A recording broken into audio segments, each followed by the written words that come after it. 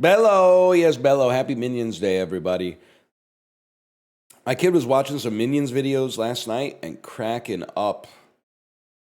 You ever see when the Minions are flying the airplane? And then they're like, they don't know how to fly the airplane, so they just start hitting buttons to the tune of da da da da dum da dum da dum, and then it's like the oxygen masks are falling from the top of the airplane, and they're taking off at like a 90 degree straight up angle. Oh man, she was loving it.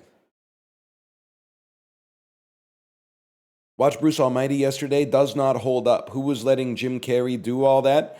It didn't hold up when I saw it when it came out. So I'm not surprised that it doesn't hold up in 2026 either. I think that's one of those things where, you know, it's skill difference. Like if you had the misfortune to be low elo when the movie came out, then you probably got one shot by it. You probably thought this was like the greatest comedy of all time. But if you were in the 9th grade, like me, then you knew it was dreck. You knew it was garbage. Lay, lady, lay. Lay across my big ass bed. The stars are coming around. Stupid motherfucker. Let's hit some holes in one, man.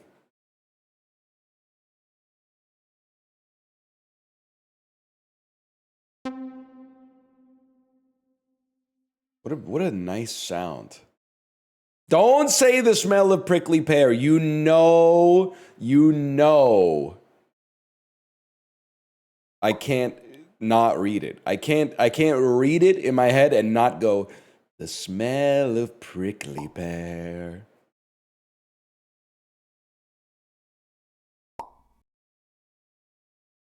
Jim Carrey didn't get the Adam Sandler treatment he deserves?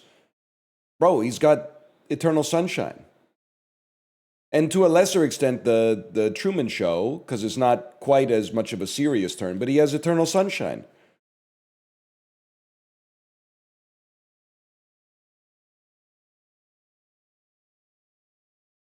I mean, people saying he sucks now? Are they saying Jim Carrey sucks now, or are they saying Adam Sandler sucks now? They both kind of suck, and they both kind of rule, man.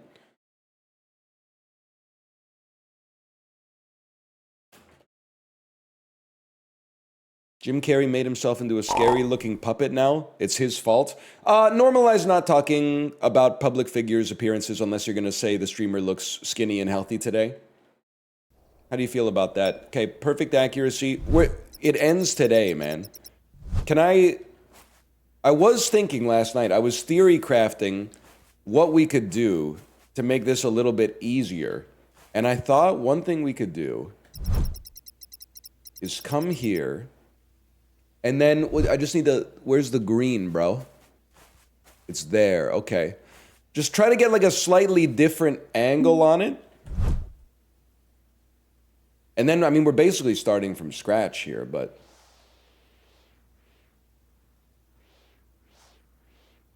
Okay, you ready? Isn't this Slay the Spire camera? No, this would be covering the seed and all of the relics that I get from the shovel. Hope that helps. On my beautiful A10 victories. And we do love them, don't we? Love A10. We've been winning nonstop. I don't know if you've been watching the videos. They are getting sick of it. They're saying, we hate to see you win so much. You have to start from the bounty? I don't think so. I don't think so. At the bounty challenge is right up there.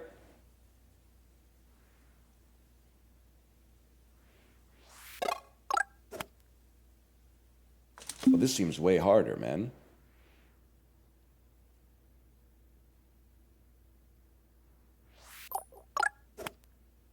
Reporting for duty.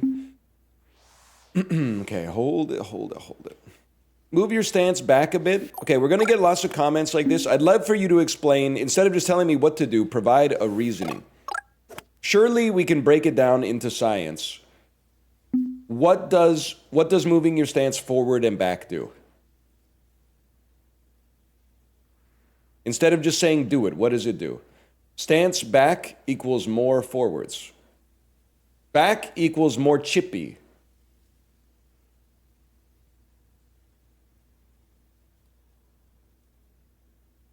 In real golf, it creates loft or your ball goes closer to the ground. So I would imagine the closer you get to the ball, the more loft you have. The further away you get, the more chip you have. The more roll, to use an industry term. But we don't even need that because we literally just hit the hole in one right there. You hit the ball earlier in your swing.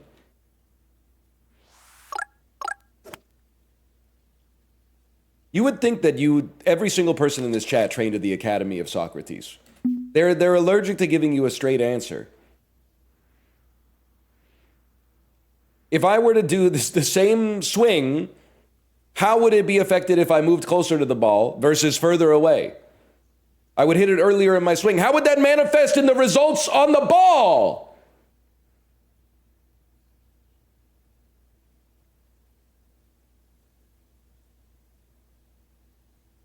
Launch angle. Oh my God. Fucking Buck Martinez in the chat. No, we're just going to keep toughing it out. Because you honestly, if you want to give advice, I'm going to give you some fucking advice. You suck at giving advice. Give advice better. How can I do that? Figure it out. That's exactly what you're doing to me, so I'm going to do it to you. And then I'm going to hit a hole in one. Put me in the clip. Look at that. We were mighty fucking close.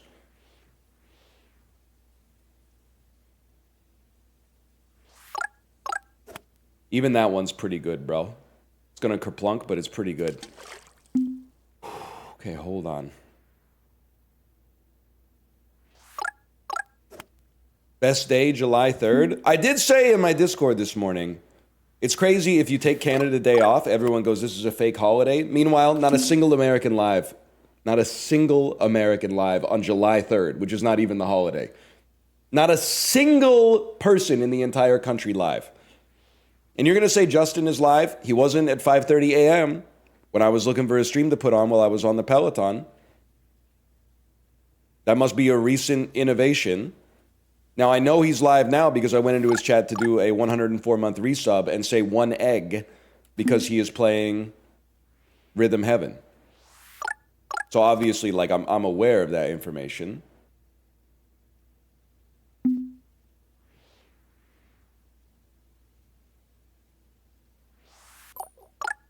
Reporting for duty. You know what I was thinking? Dan streams so early. He streams 6 a.m. Pacific time, so 9 a.m. Eastern. I'm going to save him from the game drought. He has to get into the SIPS EU Mecha Chameleon lobbies.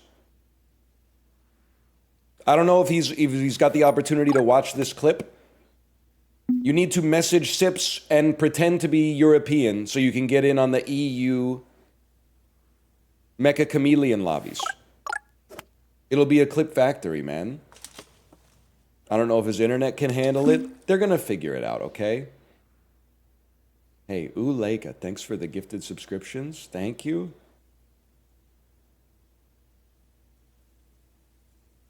It's a recipe for disaster? I mean, he literally just spent like a month in Europe, right? I mean, I don't really know how Destination X handles the Ponderosa. Maybe he spent like 6 days in Europe and then like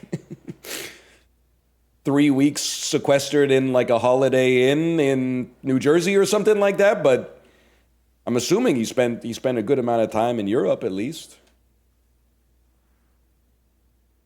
Hold. This could be a tree kerplunk. It was all filmed in Vancouver. Ooh. Wait, that's awesome. Oh! The camera kind of fucked us, but that was amazing, bro. That was incredible. It touched the hole for the first time. Me on Destination V. Yeah, this is the No Bad Days coffee shop close to the Sheraton Wall Center. Sir, we haven't even taken your blindfold off yet. Yeah, I could smell it. I could smell the Queen of Mons. Maybe you're right. Maybe forward. Backward stance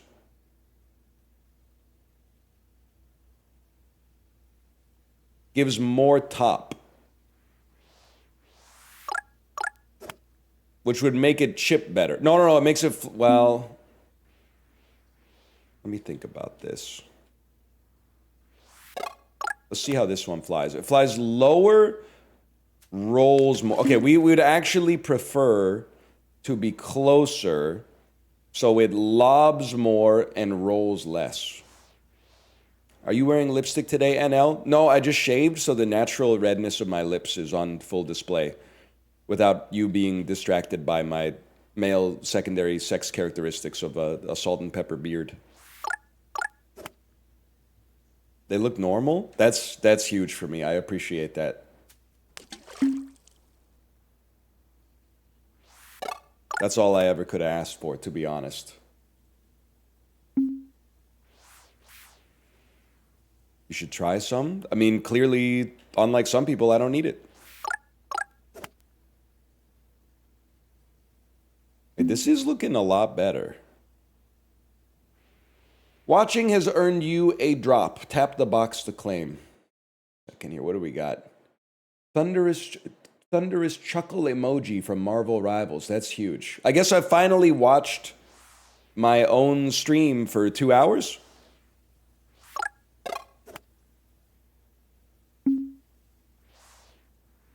That's great news. Let's go.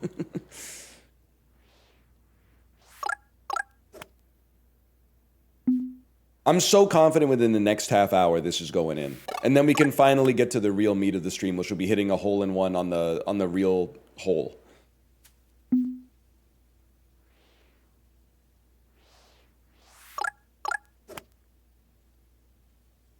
Like, these are looking all right. And the way that they land and then roll is way better. Thunderous Chuckle was my high school nickname. No, it wasn't. It was probably like your last name with E at the end. You were probably like Millsy or Banksy or something like that. FaZe Banksy. Has anyone ever done that? Has anyone ever done FaZe Banksy? A lot of smart people out there. I feel like I can't be the first person to have come up with that.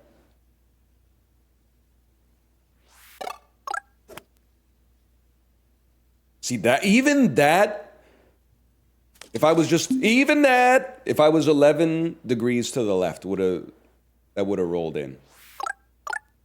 You need a golden 5-iron to divide the time it takes to look inside and realize, you know what I'm talking about? I don't want to be controversial. Top 50 Outkast song without a doubt. And it's not number 50, but I don't think it's in the top 10 either. It's top 3. It's not a top 3 Outkast song. That's the whitest thing ever said in this chat. And I mean, look at the streamer.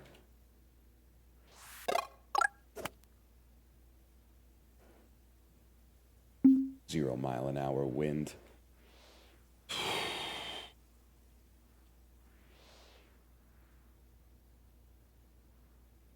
But if you like fish and grits and all the pimp shit, everybody let me hear you say, oh yay, or... That's me in the crowd. In the crowd, I'm going, oh yay, or... Wait! No, not enough power.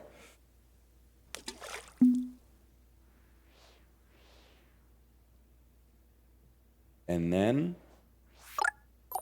That's not even close to enough power. We got a bigger backswing.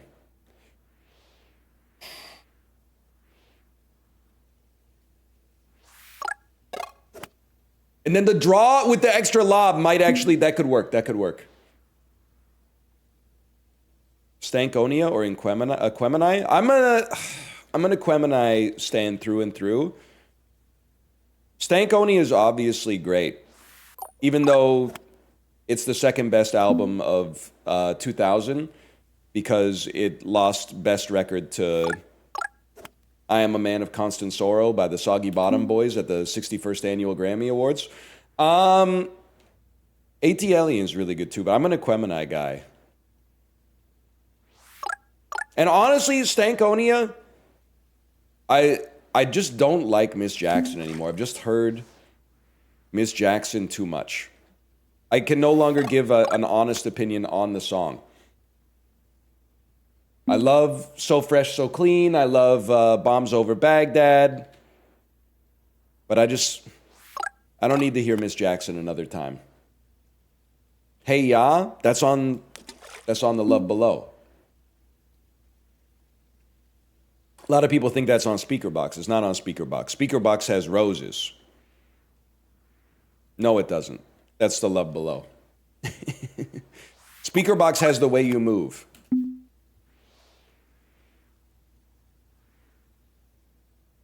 Speakerbox or the Love Below?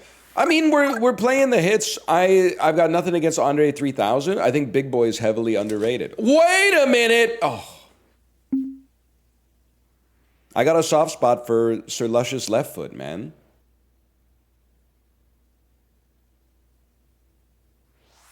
ATLien's better?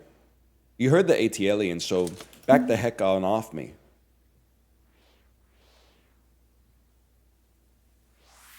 Librarian, because we're drift compatible, knows, if they're in chat, they know I'm about to reference the Shine Blocka's music video where they have all of the Gucci Man feature in black and white like he died, even though he's still alive. I make music, I make movies, I need Tyler Perry sales.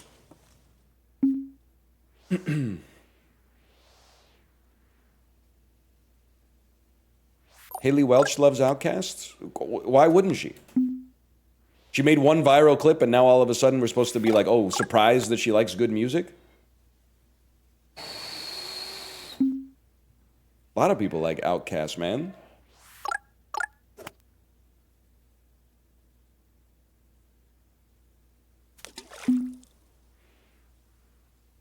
What about Idlewild? Listen, Morris Brown, pretty good song.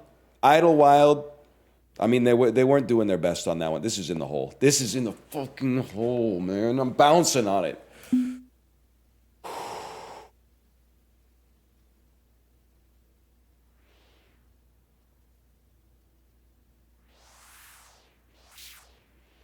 Hold.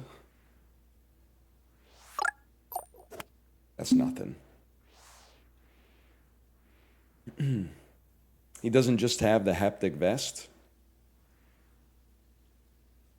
I do have that. You know what? Maybe we should just put the vest on just to get used to the body feel of it.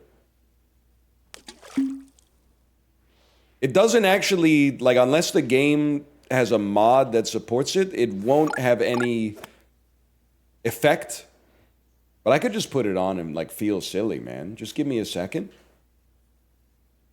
It's too hot? I don't think so. It's basically like a blanket, and I've been ill anyway.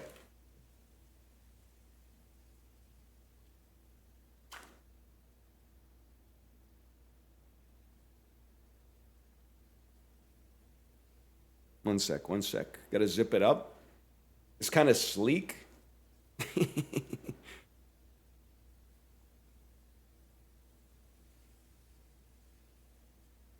Wait, this is awesome, bro. This is awesome.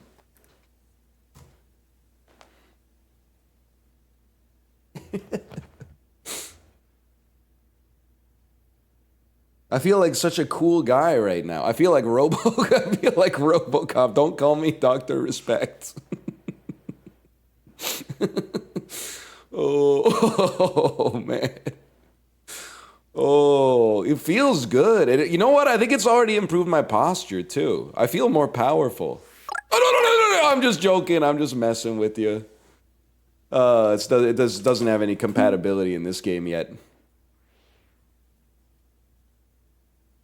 This is funny, man. I do kind of feel like, well, if it was the first of the month that we put this on, I'd be dancing a little different. Let's put it that way. Oh, and what? Imagine. It feels like the damn Venom suit, man.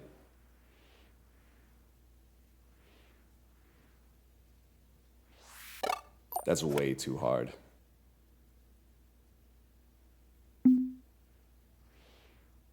Yeah, Luke, can we get some haptic feedback added to the game? I've never spoken to you before. Can I call you Luke? Is your name Luke?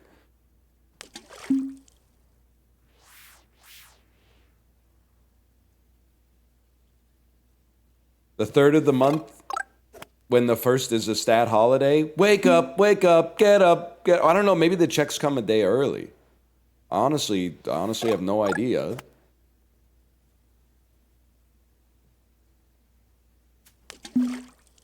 What are you wearing? It's a haptic vest, bro. It provides immersion-generating force feedback in a host of different video games, including Slay the Spire II, which we're going to check out at noon.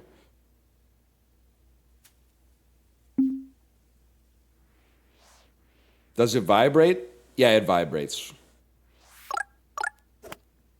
You know I'm going to have the beast at 200%. Ooh.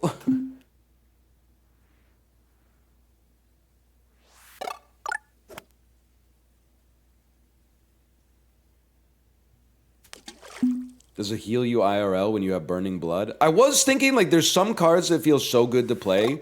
There should be, like, one right on, like, your thoracic vertebrae that, like, vibrates right up through your brainstem. Like, when you play Apotheosis, it should send a little, like a depth charge into the base of your spine that generates an instantaneous moment of pure euphoria. If you can play if on turn 1... you can play a 1-cost Apotheosis. Oh, man. It should be like the cake that the Merovingian... I don't know if he made it or the chef made it. Or he obviously was proud of the recipe. But you know what I'm talking about? Yeah, like some kind of good meningitis.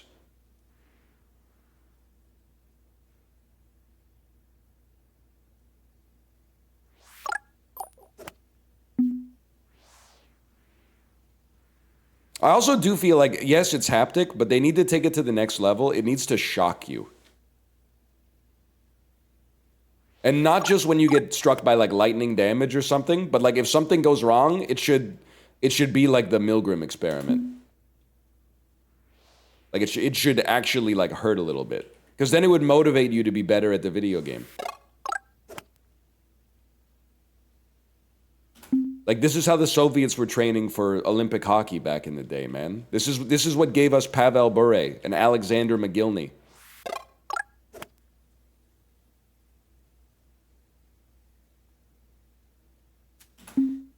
I did see when I installed the app for the vest to work, I did see that there is, like, streaming compatibility. So if chat donates money, the donation alert can trigger a vibration. I just don't think that that's the kind of vibe I'm cultivating on stream, but I'm sure it's useful for a lot of people.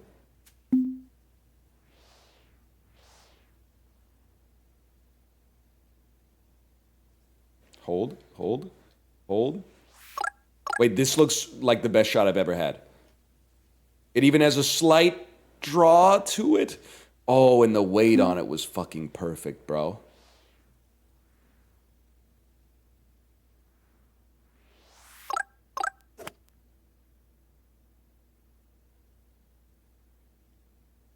Soon. Just got here. What is the vest for? Personal protection.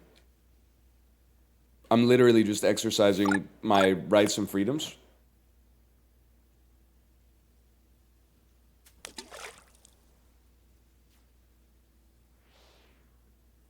No helmet? What if they shot you in the face?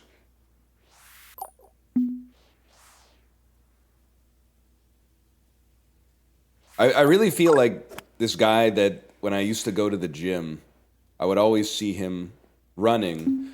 And for some reason, he wore not just a weighted vest, which is like something that I can understand, but he wore like a Canadian military issued weighted tack vest with like the sewn Canadian flag on it and everything. And then he would go to the gym and run on the treadmill at like a very leisurely pace for like 12 minutes and then leave the gym. I was always like, there's gotta be like, I feel like the setup time had to be like triple the amount of time that you actually spent doing the cardio. He could have been recording Tarkov audio. He could have.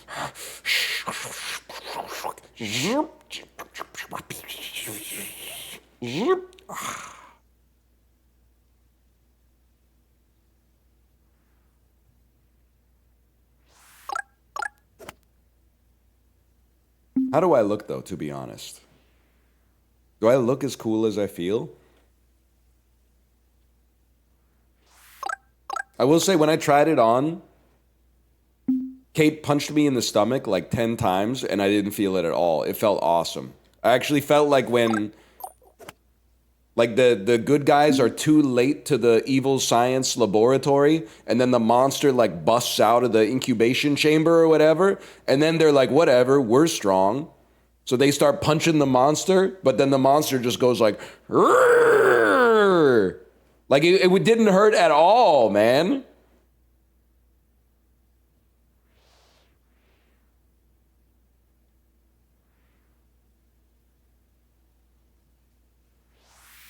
Now, what if it was like the suits in Black Panther where it stored the momentum and then you could, like, I could go, there it is right there. I go, hit you with like a kinetic blast or something like that.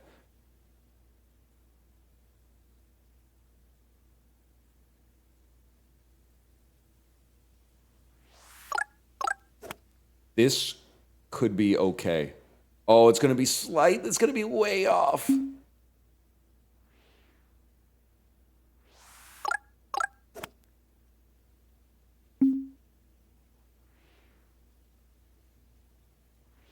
this is going to be way in, bro.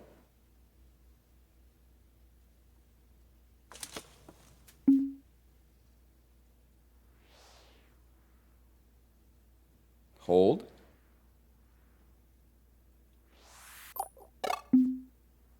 Do you relate to Cypher from The Matrix? I mean, a little bit. But I honestly, with God as my witness, I'm not saying I would be happy on the Nebuchadnezzar. Like, I don't think that that's like a very comfortable environment.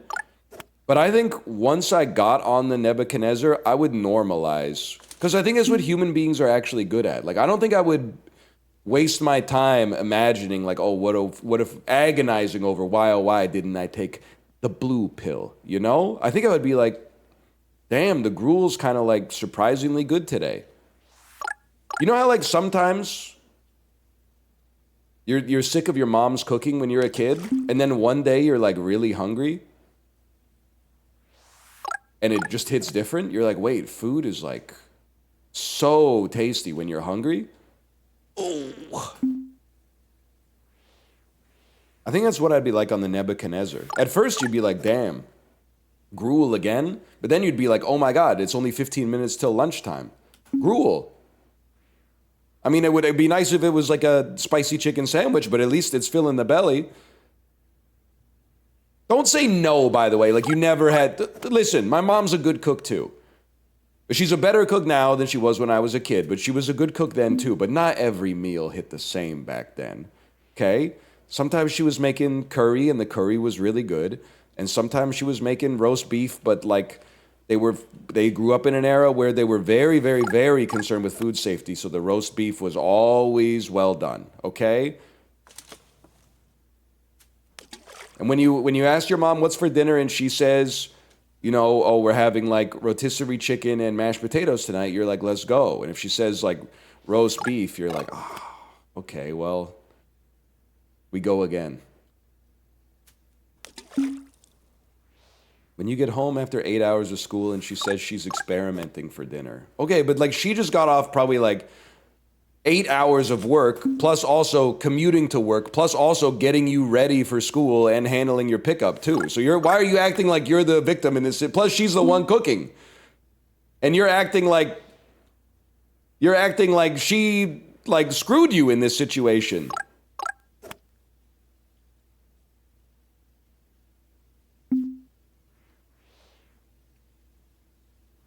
I didn't ask to be born. Yeah, but neither did she, bro.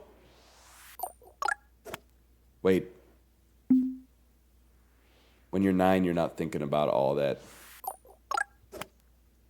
That's true. Me like age 12, knowing that dinner is going to be in 2 minutes, but starting a new match of Halo anyway, being like, maybe this one will only take 2 minutes. Maybe I'll get disconnected a minute into the game and then I won't be late for dinner.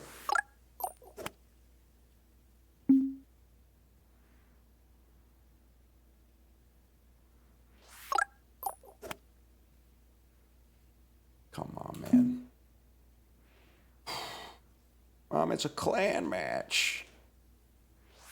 You said you'd give me a chocolate milk and you didn't. That makes you a liar.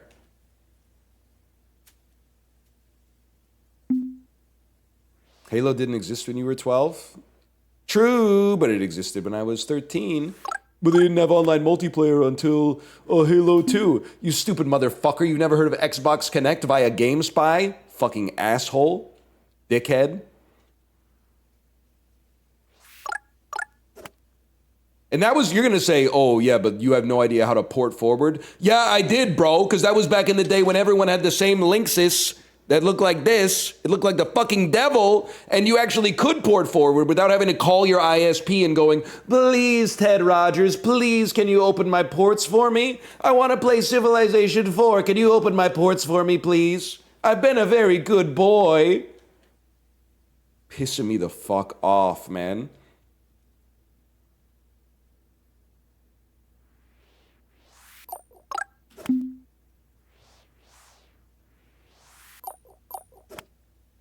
The vest is changing him. I gotta learn all the Miranda rights so that I can not say them. Imagine if we got a fucking bounce on that one, though.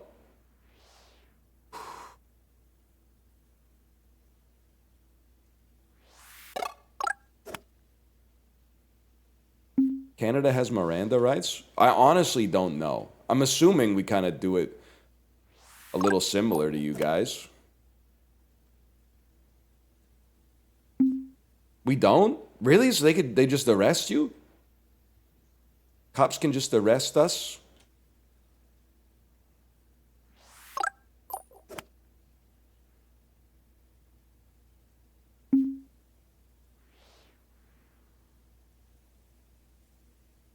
Blaming us, we're held like hostages. Thanks for finishing the lyric. I forgot. I knew it was Nos, but I forgot. Wait. Oh, it's just slightly off. Okay. Hang on.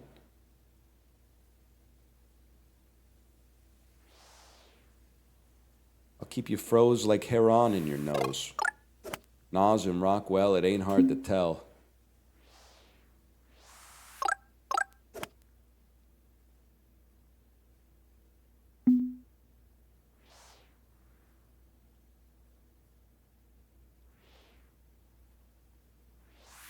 Goose Fraba.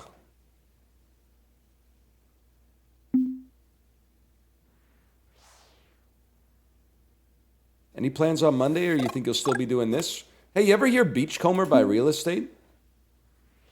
Unfortunately, has some mighty good guitar work. And also some lessons I think you could learn about the truculent question you just asked.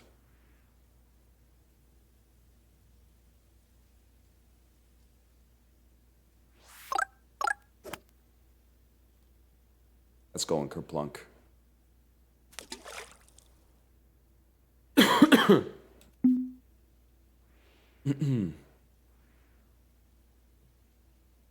Chat, are there any more games in Vancouver, by the way? Or is our World Cup officially over? I think we have one game in the round of 16, don't we? Do we know who it is yet? Swiss versus Colombia or Ghana? Damn. You could tell the Swiss fucking loved being in Vancouver, bro. They refused to lose. They pulled up for that group stage game and said, I don't want to leave. You can't make me go. Same bio? That's actually pretty true, I think.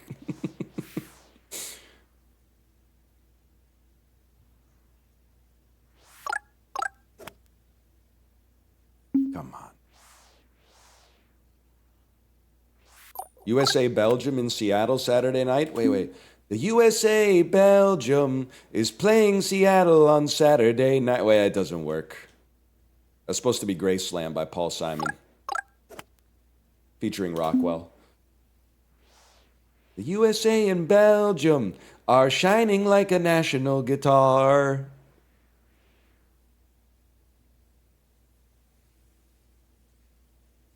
Hold.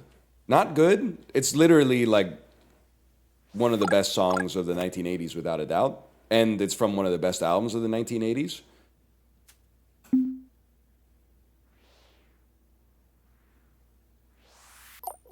Are you rooting for all CONCACAF teams? I do not support all CONCACAF teams. Some of you teams is rude as hell.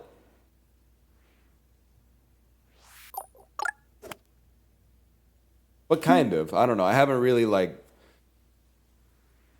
I'm obviously rooting for Team Canada, and I'm also rooting for Mexico. And then I have complicated thoughts on Team USA.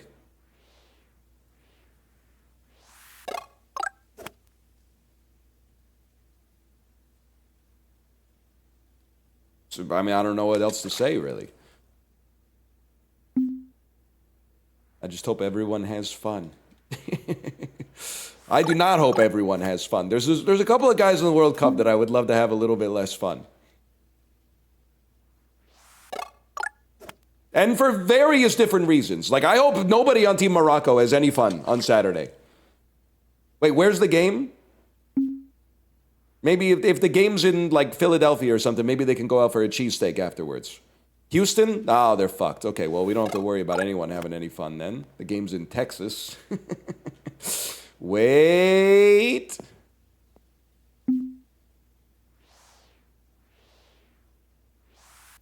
What the hell was that?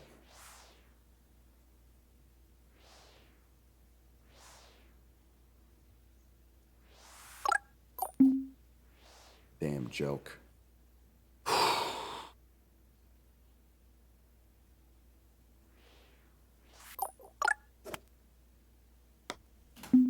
Into the white picket fence.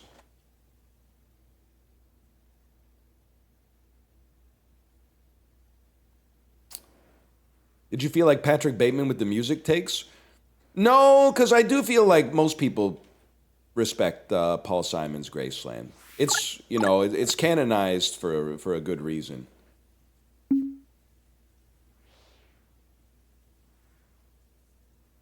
Hold. I respect Simon and Garfunkel more. Actually, like a crazy take. Simon and Garfunkel, I mean, this is the difference between song enjoyers and album enjoyers, okay? Now, I'm not going to say Simon and Garfunkel don't have a couple of good albums, but as a based Giga Chad album enjoyer, Simon's solo career clears the Simon and Garfunkel oeuvre. He was working on something a little different. That's not a knock on Garfunkel. I honestly don't know what the hell Garfunkel was up to at any point before or after the band.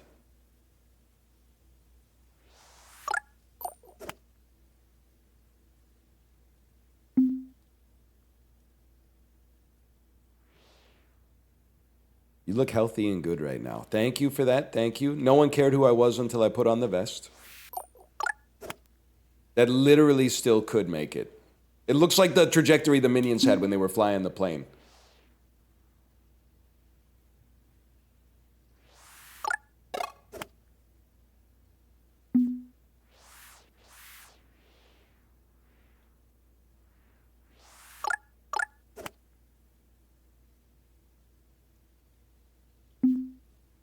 This game's hard, man. You're quite upbeat for loving such depressing music. I don't think the music's depressing. I think good songs make me feel good, even if they do say something like, what she asked of me at the close of the day, Caligula would have blushed. She said, you're stuck in the house too long, she said. So I naturally fled. Okay, hold. Something about it. Maybe I'm just a deeper thinker than the average person. Crossed my mind before. Yeah, like I'd be way more depressed if I had to listen to Waka Waka This Time for Africa like 10 times a day because my brain was sending out like happy chemicals when it came on. I would be so depressed, man.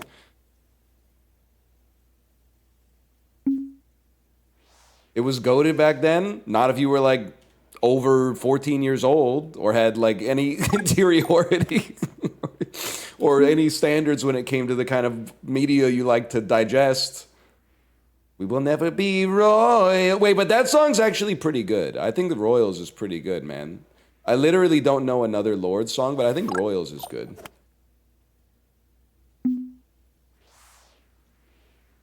There was some heat in 2014 or so. The Mother We Share by Chvrches.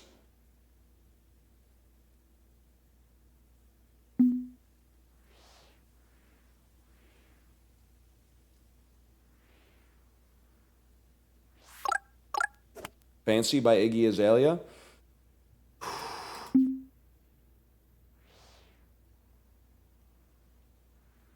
It was good the 150th time on the radio when I was working at Little Caesars. Oh, to be putting the hot and readies in the oven to the sounds of Waka Waka, This Time for Africa. They really can't, I guess AirPods didn't exist back then. If you're working at Little Caesars, they should let you listen to your own music, man. That shit should be enshrined in the Charter of Human Rights and Freedoms!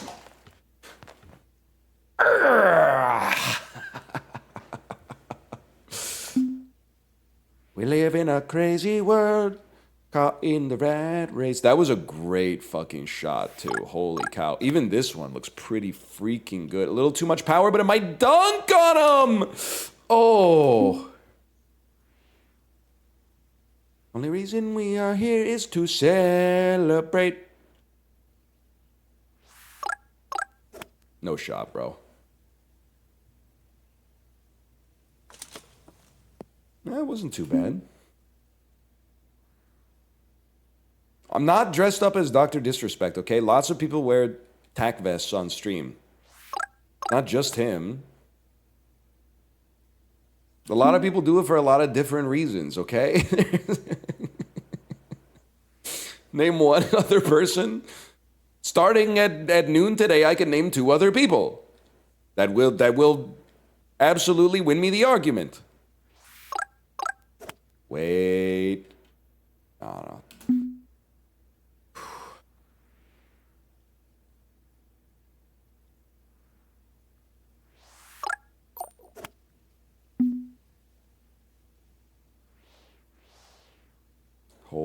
Hold.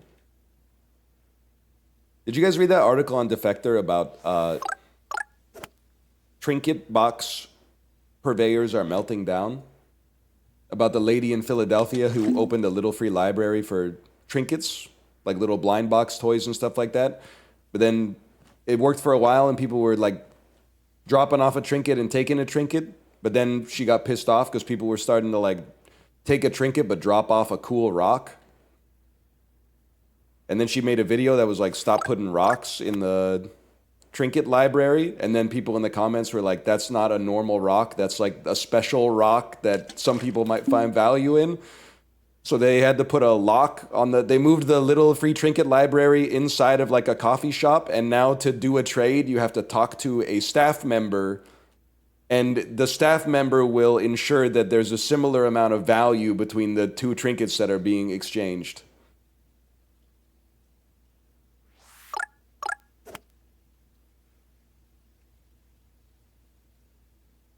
Obviously, I heard about that. I mean, you guys spend a lot of time online. What are you doing not reading Defector?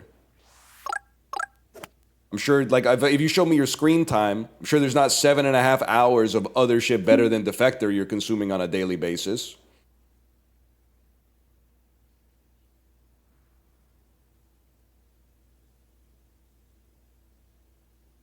I do crosswords all day. It's actually kind of sweet. You're a vexillologist? What are they called? Vexillologist? My vest is bumping the microphone, bro. What do you think about little free libraries? I got a lot of thoughts on them. I think they're a nice, legally permissible act of urbanism, like civil urbanism. I do think that I really thought that might be the one. I do think that much like when you look at the average thing that people give to a thrift store, people use it as a way to like guilt wash throwing out their garbage because they're like, I'm not making waste. I'm upcycling my book. But nobody is pulling your like C# 2.0 for dummies out of the Little Free Library until eventually, like once every 2 years, they clean it out and then just throw it out. You're just making somebody else throw out your garbage. But have I ever taken anything from a Little Free Library? No. Have I ever put 12 books I don't want to read in a Little Free Library? Absolutely. Without a doubt. Also, you learn a lot about neighborhoods when you go to Little Free Libraries and see the types of shit that people throw out. Like, you get environmental storytelling. You get a lot of stuff about, like, transcendental meditation, crystals. Obviously, this person went on a trip to Australia, maybe in 2010, because they got a Lonely Planet Australia guide here. Oh!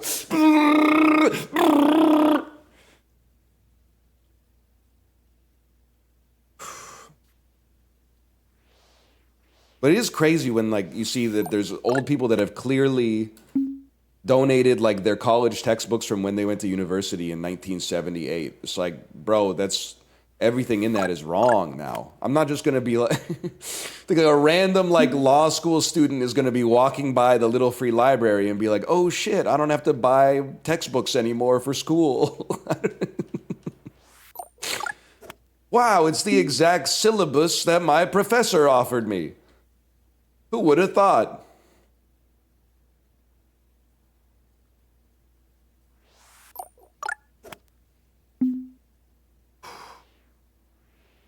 That being said, I donated a bunch of hockey cards to Little Free Libraries when I was into hockey cards for like a month and then was like, I don't want this shit in my house.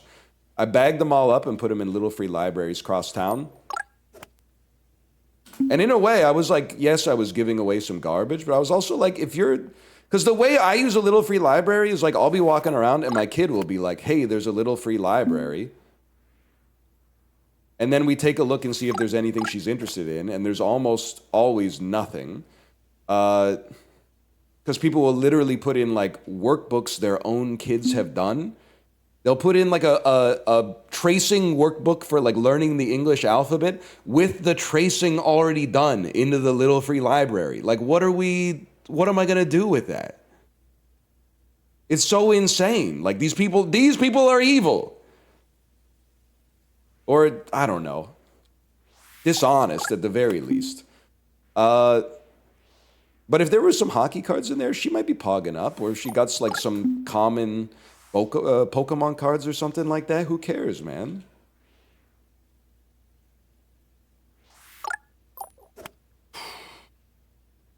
They don't need to have good Pokemon cards. They're just going to look at them the same way, you know, most of the millennials who are ruining the Pokemon card market do.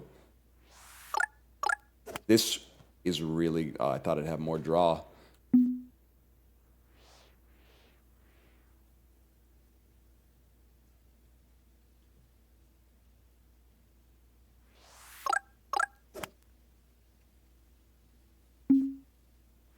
Hold.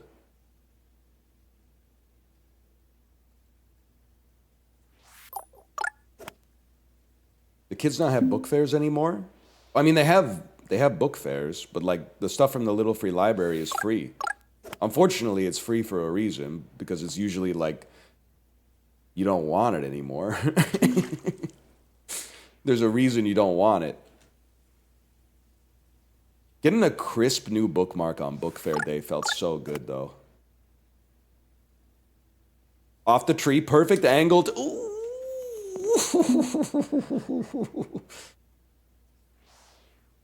They're still publishing Ripley's.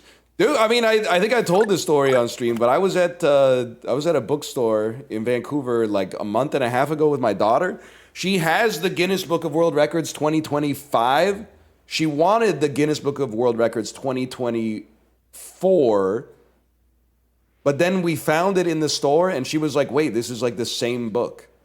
Like even the records are the same. And I said, yeah, I know, but maybe if we go back a little older, it'll be different. So I went into their like computer and they said they had a copy of the Guinness Book of World Records 2023, but I couldn't find it in the reference section. So I dragged a poor employee over to me and said, hey, your inventory says you have the Guinness Book of World Records 2023, but I can't find it. And then he like called somebody and then he was like, oh yeah, we don't have that anymore. But if you want, we do have 2024, which is newer. And I said, buddy, you're not gonna believe this. The 2024 is actually too new because it's too much like the newest one, which is the one that we have, which is why she loves the book so much that she wants to get another one, but she has to get one that's old enough to not just be a copy of the one that she already has.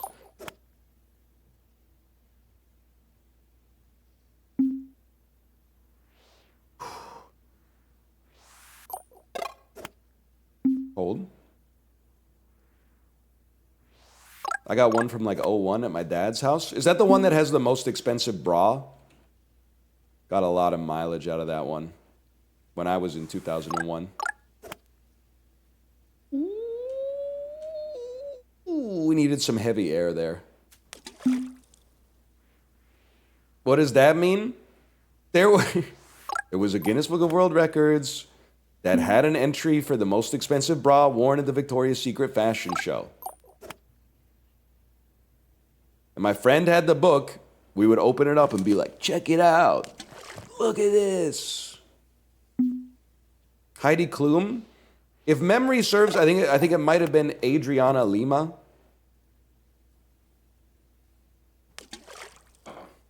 But it's been a long time.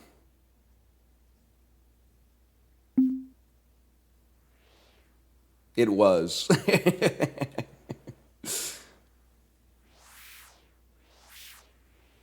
How'd you remember that?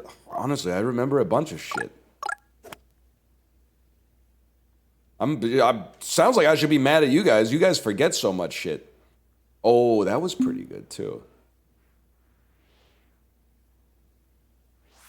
What is that? That's not even making it over the fence.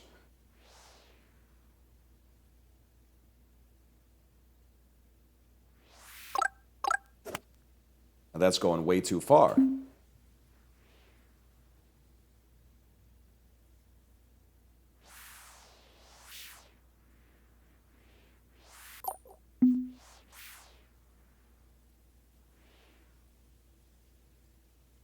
I'm locking in for one shot, and one shot alone.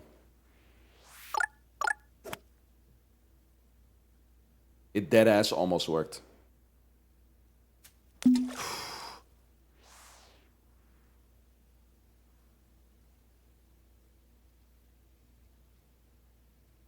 Isn't there a food that helps your memory? I think all that stuff is basically cope. I think that's young person cope. I think that's young people looking at old people and going, my brain won't be like that when I'm old because I eat walnuts or something like that. And then when they... I'm not saying it doesn't provide maybe a certain degree of protection. I do remember, I read something online that was like a long time ago, because people have been telling me like, hey, if you want to keep your brain sharp, you have to use it. Yeah, like do some crossword puzzles. That's why part of the reason we've been doing the daily dulls, right, is to keep the brain sharp, provide some neuroprotective support, right? And I read something online that was like, yeah, actually scientists have no proof that doing these puzzles actually like staves off cognitive decline. But they do know that it just makes you better at doing puzzles. So, like, I mean, there's still some value, I guess, in, like, being old and being good at things that you like doing, like puzzles. But at the same time, like, I don't think that's going to stop you from, like, you know, getting the same kind of, like, cognitive meltdown that everybody gets.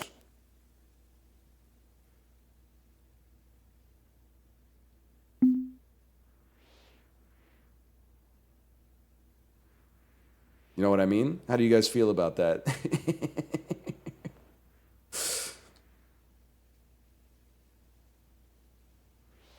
Being old and stupid is our God-given right? Well, I don't think there's any getting around it, honestly.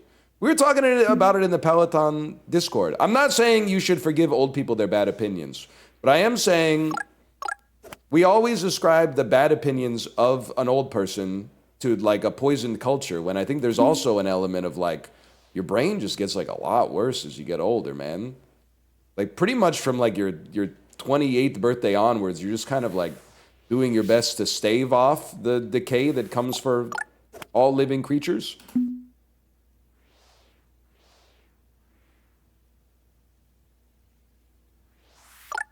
And sometimes people will say some shit like, you know, well, I lived really rough in my 20s, so I'm like in better shape than ever at like 38. And you're like, okay, keep it up, shithead. You really think you're going to be saying the same shit when you're like 82? You're going to be like, and then it never, the process of improvement never stopped. I guess nobody else in history has ever ate right and exercised for their whole life. You literally don't have to age, bro. Why hasn't anybody ever tried this? One power drive? Okay, I got you.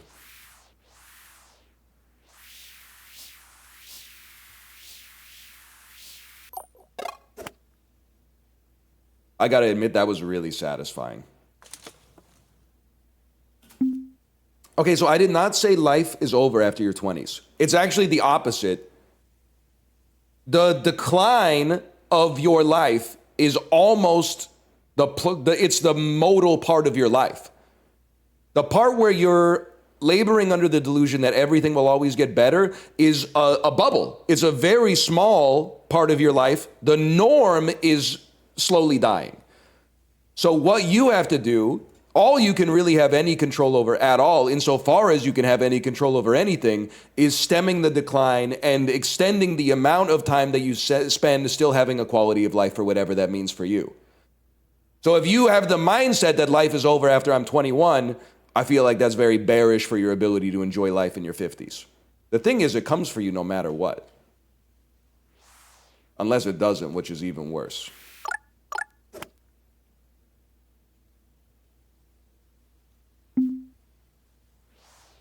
My grandpa was hitting on 30-year-olds and smoking straight reefer in his 80s. I think I'll be fine. The most fucked up part is that, like, I'm not a doctor, but I actually think you're right.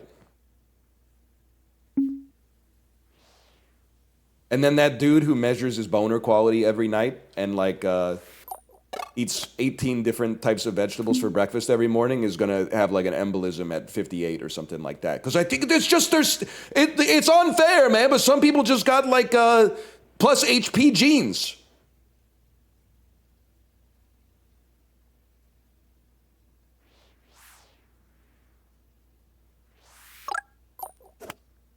They just rolled higher, man. I don't know. Also, I don't know about myself.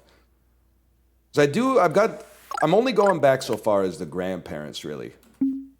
So I've got 2 living grandparents still, and one is a man, and he's gotta be, because we're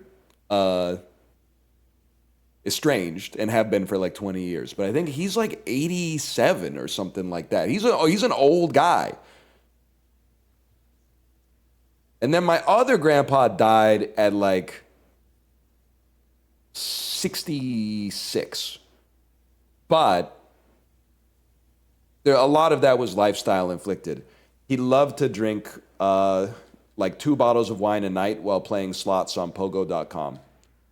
And he had done that for quite some time.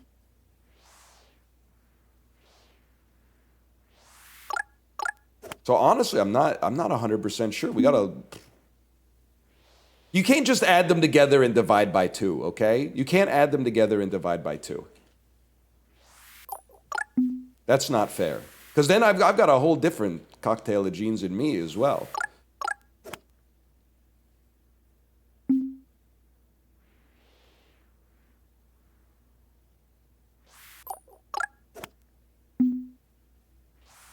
He enjoyed life and checked out early. A story that so he died when I was 20 years old. A story that my parents only told me after he died, and now they won't stop telling me, and it's really, really good, is that he was a taxi driver, and one time he didn't come home after his shift, So, like, he didn't come home that night. He wasn't there in the morning. And my grandma was like, holy shit, like, he probably got jumped on the job. So she called the police and they filed like a missing persons report. And they were like combing the city trying to find this guy. And then eventually they just found him and he was at the casino. He just didn't call. After work, he said, I'll just swing by the casino and, you know, gamble a little bit. And then he just stayed there for like 18 hours or something like that. Had the damn APB looking for him.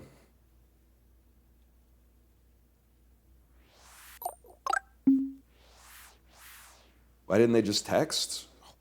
Might have been in the pre-texting era, to be honest. But he should have called.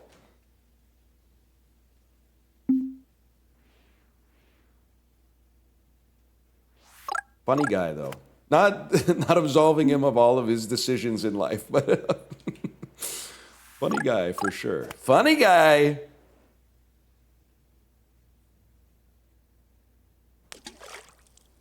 And the other grandpa, we got some even crazier stories, but I can't tell you because he's still alive. Out of respect for the living, I will not share these stories until a day, and maybe I'll go first, and maybe you'll never hear them, but...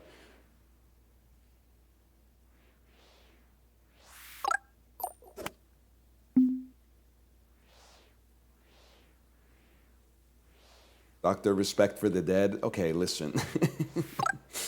Is it because of the vest? Wait!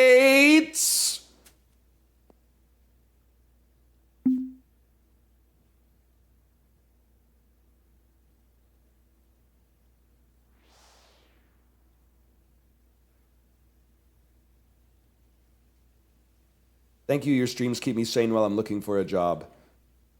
The Smiths mentioned. Heaven knows I'm miserable now.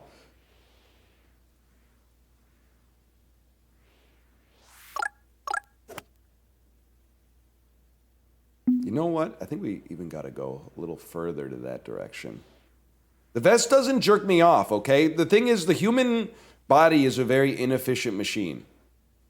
The vest is taking all the, you know, your body gives off faint electrical signals constantly. It's harnessing all of that power and storing it in a battery so I can double jump one time later today.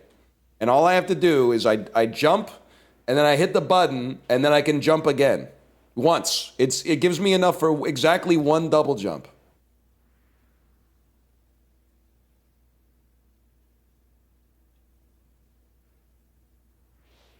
Wouldn't that be something?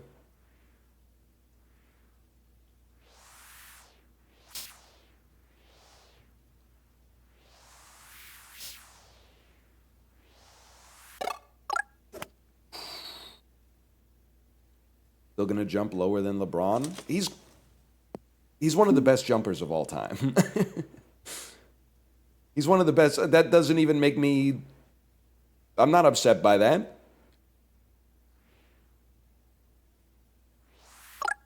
Double jumping in the NBA would be pretty OP, though.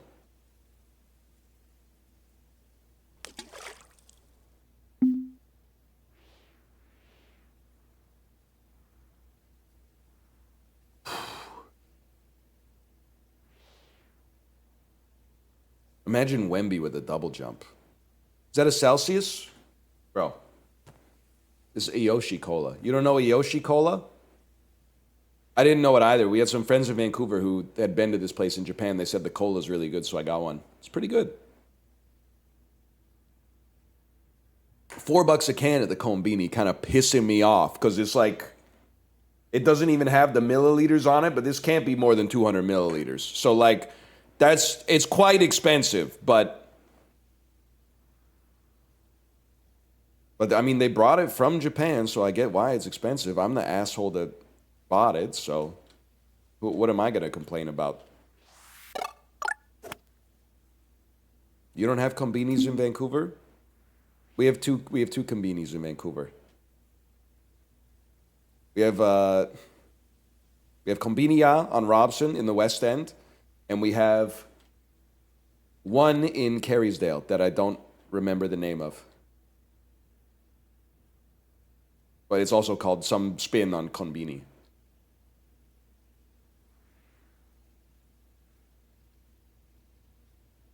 Old. I know you probably don't have them in Burnaby, which is why you thought that we wouldn't have them in Vancouver.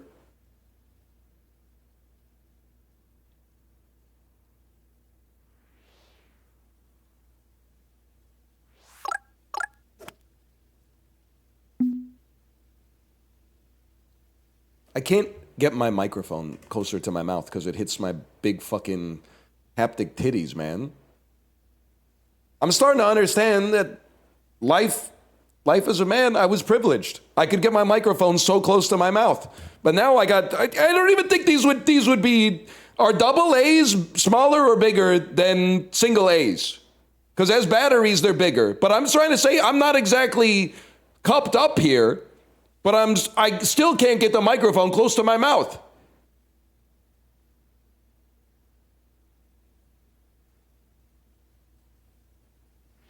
Also not true about batteries. Double A's are bigger than triple A's, bro.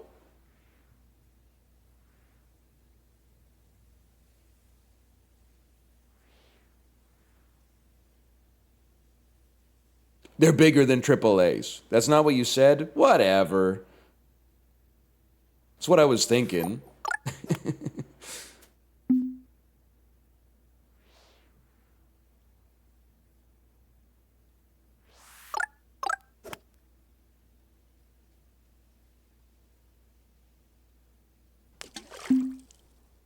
You look like a Marvel character. I'm not gonna lie, as soon as I put on the vest, I did start to feel like I could go Rumlow mode. Yeah, that's the name of Frank Grillo's character from Captain America Civil War. And then, of course, after Civil War, sorry, after Winter Soldier, not Civil War, he's Crossbones, as you know.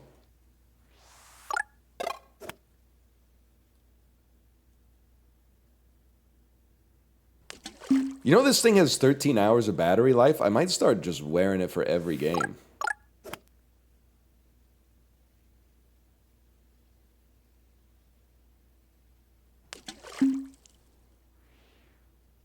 You look like the guy who had superhero cards in his locker and dies during the Avengers. I don't think I know this one.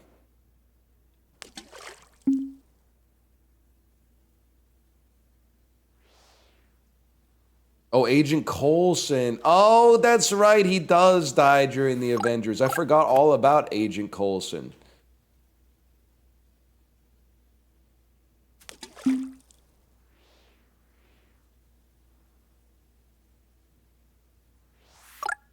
Doesn't he get killed by Loki? I think he gets poked in the chest by Loki's scepter. And then, that's why Loki will never be rehabilitated. In my mind. I don't care if Tom Hiddleston does have cum gutters. That's a bad man.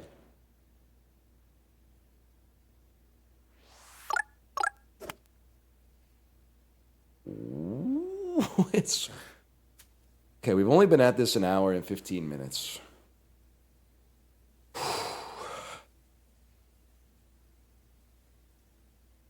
I haven't seen Frozen, dude. I have a controversial take that I'm not going to say unless Jay is here, okay? If Jay, aka Wolves at My Door, is here, please make yourself known, because I need at least one supporter in the chat before I say what I'm going to say. He's here? Okay, I'll take your word for it. Here's my take, okay? And I say this as someone who's interfaced with this media property at least 30 times, okay? Frozen, good movie. But beyond just being good movie, the run of songs that they go on, from the one with the ice, the store that ice was hiding, to Let It Go, and I'm going to include Let It Go, even though it's obviously so overplayed at this point. The run of like 4 or 5 songs within the first half hour of that production, the songwriters were going fucking Super Saiyan by Disney standards. They do the ice song. Do you want to build a snowman? For the first time in forever, love is an open door. Let it go. That's 5 fucking like 5 memorable bops right at the start of the movie. Now, I do think the movie's still good, but it completely falls apart after that. Because then after Elsa goes away, I don't give a fuck about anything with the Kristoff and the Anna, and there's almost no other songs. The Fixer Upper I like, but it kind of loses all of its steam as it gets close to the end. But the first 5 songs is like a generational run for a Disney animated movie in the 2000s. Moana's also heat. I cry every time I see Moana, for sure. Sometimes it's because the grandma believed in her. Sometimes it's because she believes in herself. Sometimes it's because I'm like, damn, Jermaine Clement sounds a lot like David Bowie. He's fucking living his dream here. That being said, if you go see the Moana live action in theaters, you're an op. Oh! Oh.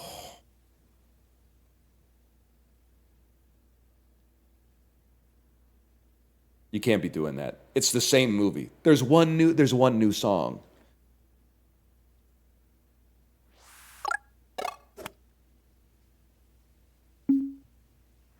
I'm actually, my toxic parenting trait is I'm trying to raise my daughter to be a snob. So every time we saw the trailer for the new Moana, I was like, I hate that they just keep making movies. They spend all this money making this movie that's just a movie that they already made. Why don't they spend all that money making a bunch of news stories? Is it more fun to read the same story over and over, or is it more fun to read a news story? Like, I'm trying to like seed the thinking in her to like that one day people are going to be like, we don't know, why are you such an asshole about this? And she's going to be like, I don't know, I guess I just have high standards. But I'm going to know. I'm going to know.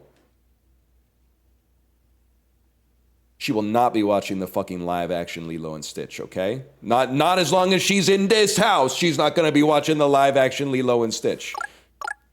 Now, is she going to be watching the animated one? Maybe. I hope so, because I've never seen it. I've seen clips of it. I've seen a lot of da-da-da-da-da-da-da-da-da, but I've never actually seen the whole thing and put the whole story together, like, linearly. I kind of just, for me, it's just a bunch of, like, hula montages and surfing clips, but...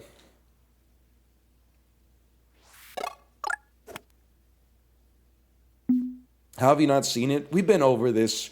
When it came out in 2001, I was asking motherfuckers if they wanted to go see The Salton Sea with Val Kilmer and Vincent D'Onofrio. There's no place I'd rather be than on the seaside, out on the sea, surfing in the ocean blue. And if I had my dreams come true, I'd sail for the sunset beyond the horizon. I need your help on this next part. Do do do do do do do do do do.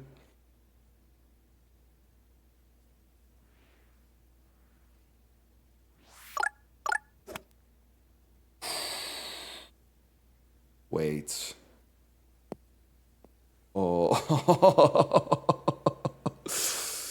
Oh. You were only 4 years older than me when it came out. Get over yourself. That's like 40% older, man. I was 40% older than you. That would be like me being like, you're not old. You're only like 53 right now. Do you understand that, right? Like everything in life is proportions and related rates. You get that, right? Do you understand that? You imagine where your life would be if you were 0.1% smarter than what you were? And you stack that up over the 12,000 days you've been alive to this point? We don't even know where you'd be. We don't even know where you'd be. You'd be in a completely different galaxy by now. Little numbers make a big difference.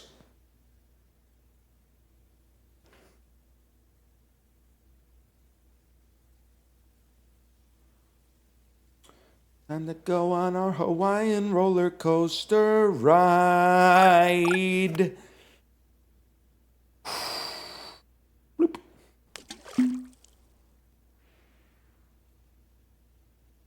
What are you wearing? It's Friday, y'all. Whatever I fucking want to. Wee.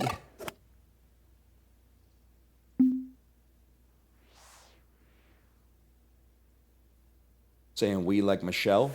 Oop.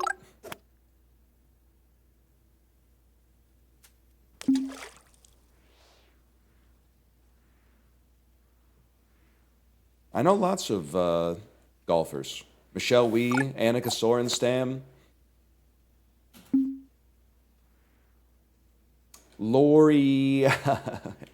Little help with this one. Who's the famous Canadian women's golfer? Lori. Anyone here, Mike, watch Sports Center back in the 2000s? Lauren Ipsum. That's Lauren Ipsum. I knew it sounded familiar. I genuinely might just be thinking of Lori McIlroy, which is not... Like, there's at least a 1 in 5 chance that there is no famous Lori Canadian golfer, and I'm just thinking of Lori McIlroy.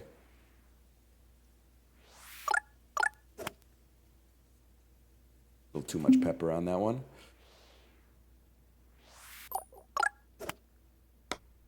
We do need to bring heritage moments back. I feel like that's responsible for like so much Canadian history knowledge in our country, at least amongst our generation. What are heritage moments? They were like little 30-second to 1 minute long history videos that played during ads.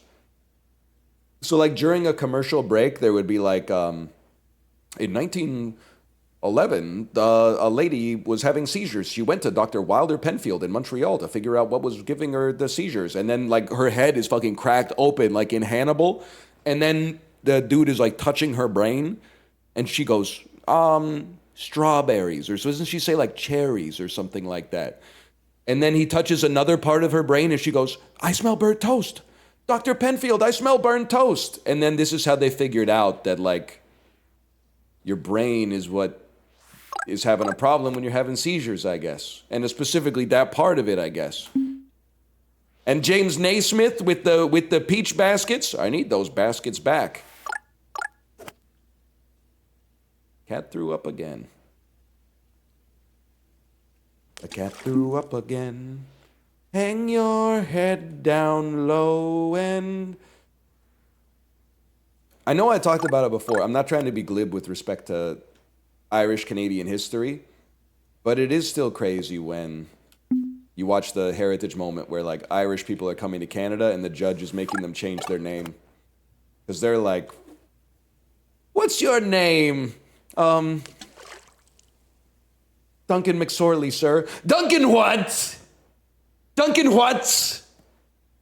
It's positively unpronounceable to the Canadian tongue. Duncan what? Your new name will be Duncan LaGillifoyle. He dead ass says Patrick O'Neill, right? Yeah, okay, once I'll load this up.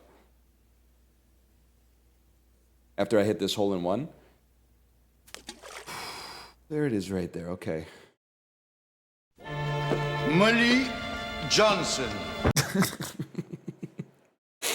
Play it like the funeral march. No, not Molly Johnson, bro. In the 1850s, many Quebec families adopted Irish orphans, their parents dead of ship's fever on the Atlantic crossing. It's kind of a downer, by the Alors way. Molly, voici ton nouveau père et ta nouvelle mère. Dorénavant, tu porteras le nom fier et historique de Bélanger. Tu es maintenant une petite Canadienne, Molly. No, we have to keep our Irish name. Mon mère me l'a dit juste avant de serment. We have to pour la mémoire de mon patrie. Ça, monseigneur, ça me paraît tout à fait acceptable. Yeah! Yeah! Let's go! Quel est ton nom, mon enfant? Johnson, Sir Molly Johnson. Et comment t'appelles-tu, toi? Patrick O'Neill. Okay, but that's actually, now that I'm going back and watching this,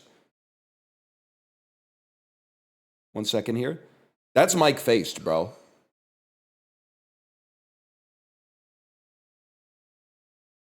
That's dead ass Art Donaldson. Am I freaking the fuck out?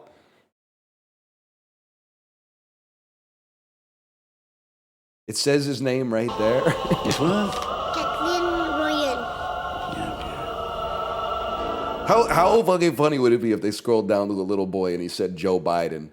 I never even thought about how fucking funny would it be if this video from the 1850s, she goes, Molly Johnson, sir. Molly Johnson. Comment t'appelles-tu, toi? Comment t'appelles-tu, toi? Joe Biden. Joe Biden. Listen, Jack, my name's Joe Biden. Patrick O'Neill. Et toi? Kathleen Royen. A century and a half later, many of those names still resound in Quebec. True. That's true. I mean, I'm living proof. There's still Ryans around to this fucking day, man. For better or for fucking worse.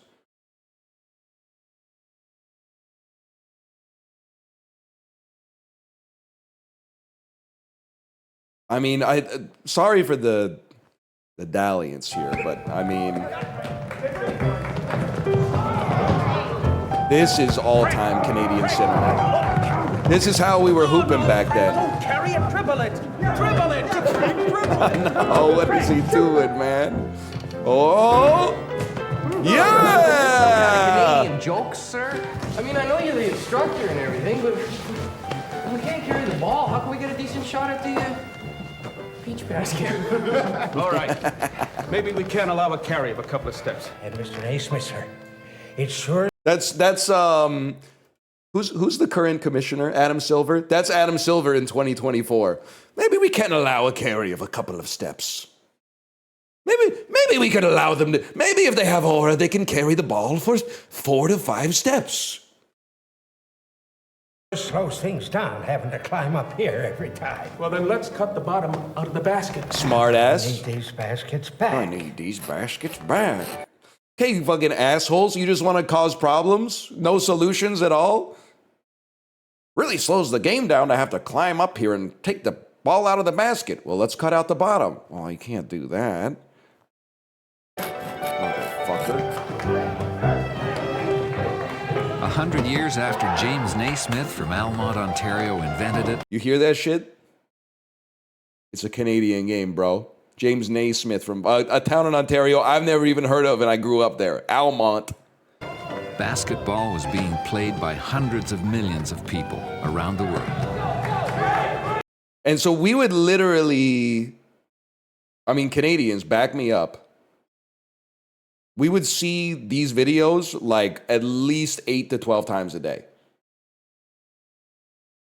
This is why Canadians are so good at basketball. We had a 50-year head start. Here, one second. I'm going to clean up this vomit. One moment, please.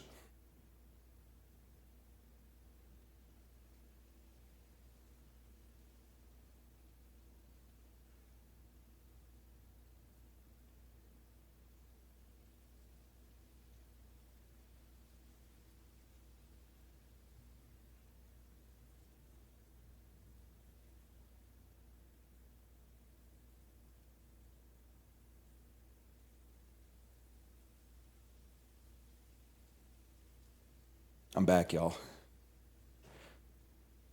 I went upstairs going, oh.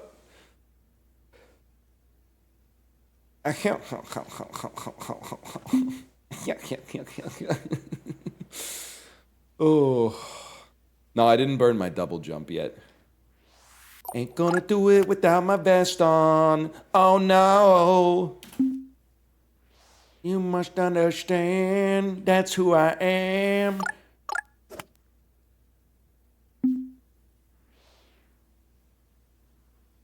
How? Hey, librarian, you here? You were here with the link, so you must be here. 我要吃苹果，苹果太好吃，苹果太好吃。苹果太好吃. How did we do? Very good? Are you saying that because I said very good, or are you saying you could understand what I'm talking about? Apples are yum. Yes! Yes!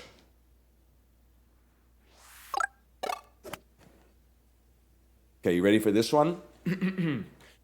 Yi shuang xie duo shao qian.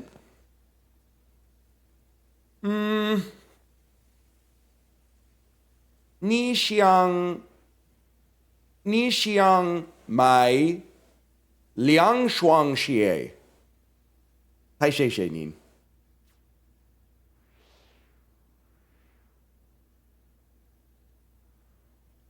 Stop it? How'd you do?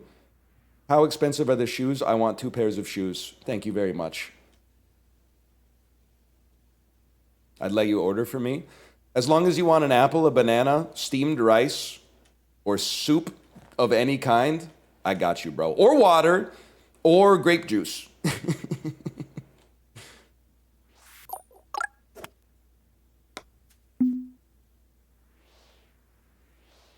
Coffee? I don't have that kind of confidence yet to say coffee in Chinese.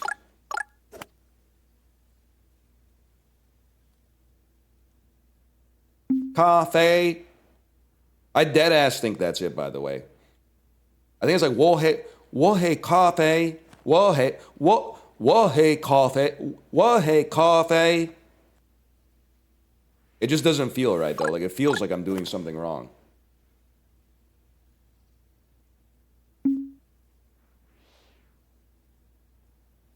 You are? Like, conceptually or specifically with the pronunciation?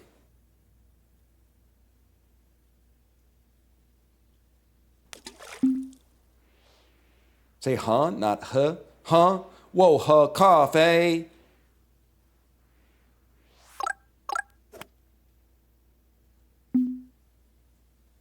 That's actually more like it? Yes! Yes! We're getting there, bro. 你是哪国人？你是哪国人？我不是美国人。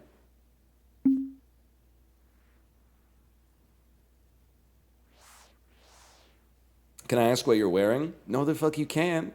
It's 2026, bro.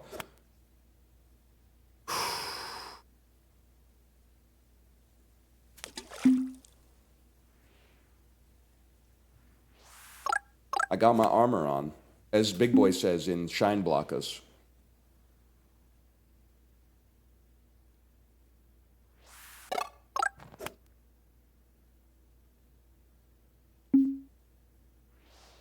I can't let you guess clothes. Wait, that's good. I can't let you guess clothes.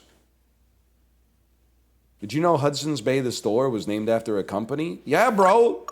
Did you know the company was named after a bay? Like a body of water?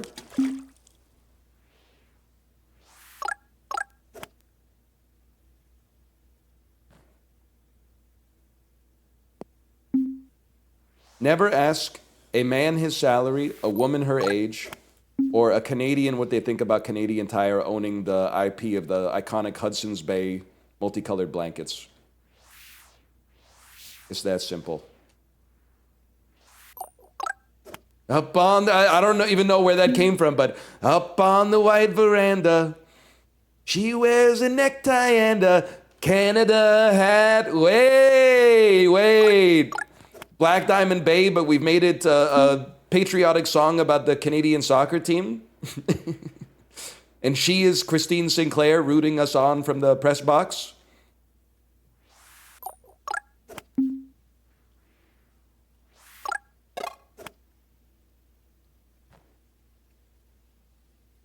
Canadian Bob Dylan. Dude, when Bob Dylan's voting records leak, it's gonna break my fucking heart. I know his ass voted for Joe Biden. Biden. Ever since 1972. Biden. Bobby wasn't even running, man. He was just a kid back then. He was only 62.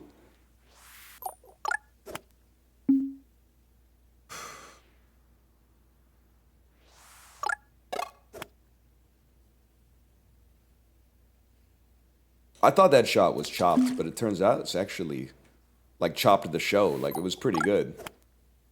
Not good enough, but pretty good.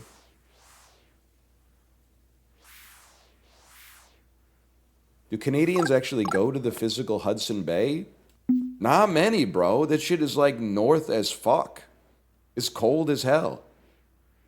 I mean, it's a big ass bay, but even the most southern part of it is like fucking north as fuck.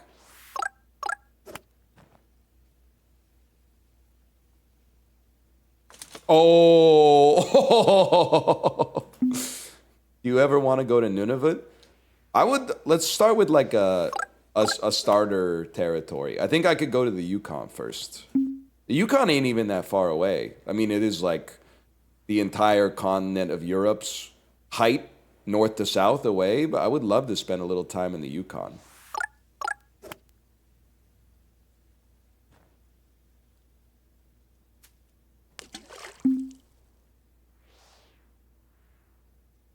So like a 2-hour drive? No, bro. Like a fucking, I don't even know, like a 28-hour drive or something. Has anyone ever driven from Vancouver to Whitehorse? True, because you can't stop at the damn border. You got to go all the way into Whitehorse. It's not like you're going to be like, oh, I made it. Now I'm in the fucking tundra. Nunavut might be a little too remote for my ass, though. Would be interesting, though, for sure.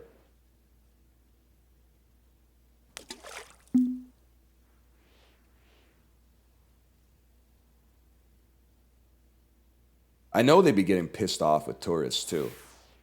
They'd be showing up at the hotel breakfast being like, I'll have a glass of orange juice. And they're like, well, it's $8. And they're like, really? $8? Why is orange juice so expensive here?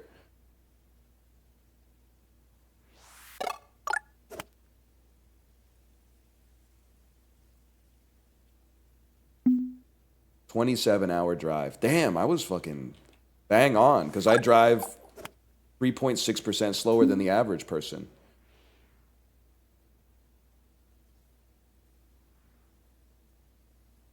You ever go to the Valley of the Headless Men?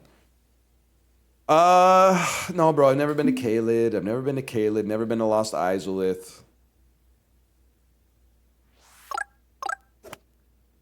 I passed through Blighttown briefly on the way to the Valley of the Drakes, but I've never stayed. With that vest on, you look like RoboCop. I gotta. What's the most RoboCop type accessory that I have here? Be something like this.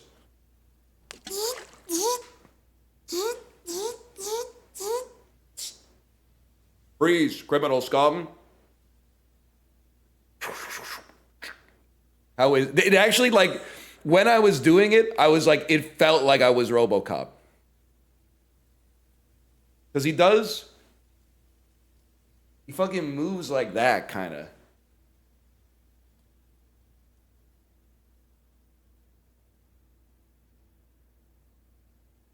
He does also toe walk. You're not wrong. He does also toe walk.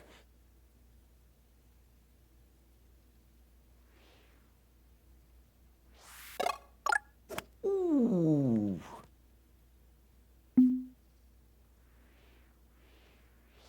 Okay, Dr. Respect. Okay, but the creepy Chibli photo that he uses as the underlay of his stream, it looks like Dr. Disrespect with no sunglasses on. Can we get an image of the picture? It's 100% Dr. Disrespect with no sunglasses on. And he gets mad at me every time I say it. It's what it looks like.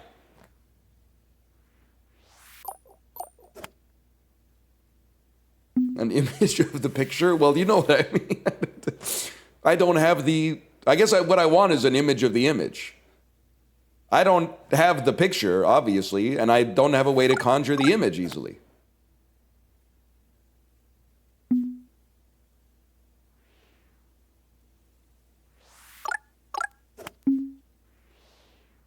There you go. Click on it.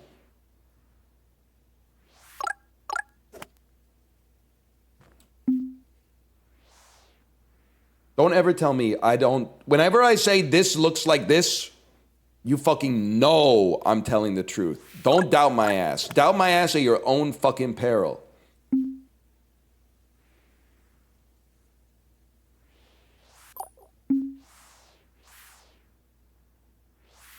Hair is so different. It's a piece, okay? That's not his real hair.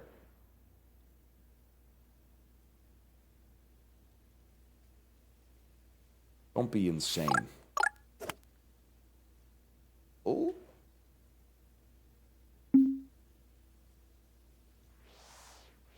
Yeah, buddy. That's his own hair. And then, okay, who's singing the next part? Oh, I did my line. Who's got the next one?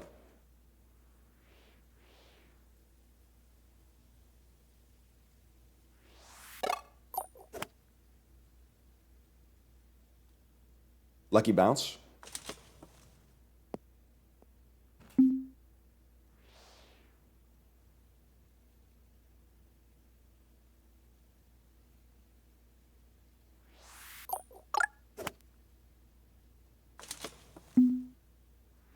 You're not aiming at the hole?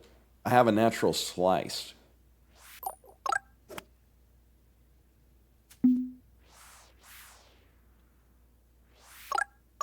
Nice, I thought I was going to miss the haptic thing. Yeah, Slatus Cots, it will be a very good haptic representation of the psychic damage that I take when in 2017 I post a Slay the Spire video, and then you post something like, you're a smart guy, I don't understand why you still think that strikes are better than defense. People don't forget, okay? People don't forget. All right, you want some of this? I can't even feel it. I can't fucking feel it. I'm invincible. What do you have to say for yourself?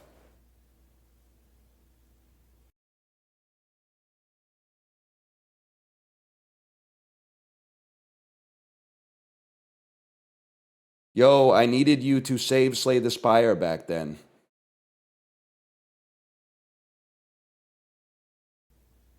What does that even mean? What does that even... I'm chill now? You gotta serve somebody. Watch this drive. That is how Houdini died, but also, I mean, do I need to read the Wikipedia article about Houdini anymore? Death of Houdini. 1 second. I need to go to the Wikipedia article. No, not notable escapes. Not film career. Not aviator. Death. Here we go. Witnesses to an incident at Houdini's dressing room at the Princess Theatre in Montreal speculated Houdini's death was caused by Jocelyn Gordon Whitehead, who repeatedly struck Houdini's abdomen. Price said that Whitehead asked Houdini if he believed in the miracles of the Bible and whether it was true that punches in the stomach did not hurt him. Houdini offered a casual reply that his stomach could endure a lot. Whitehead then delivered some very hammer-like blows below the belt. I forgot about this part. Houdini was reclining on a couch at the time, having broken his ankle while performing several days earlier. Which is so fucking funny. The dude was just laying down with a broken ankle. Oh. Price said that Houdini winced at each blow and stopped Whitehead suddenly in the midst of a punch, gesturing that he'd had enough, adding that he had no opportunity to prepare himself against the blows, as he did not expect Whitehead to strike him so suddenly and forcefully. Had his ankle not been broken, he would have risen from the couch to better position to brace himself. I forgot about that, man. And he still went on stage. Throughout the evening, Houdini performed in great pain. He had insomnia and remained in constant pain for the next 2 days, but did not seek medical help. When he finally saw a doctor, he was found to have a fever of 39 degrees Celsius. He ignored the doctor's advice and decided to go on with his show. When he arrived at the theater in Detroit, Michigan for his final show, he had a fever of 40 degrees Celsius. Beast mode, I'm afraid.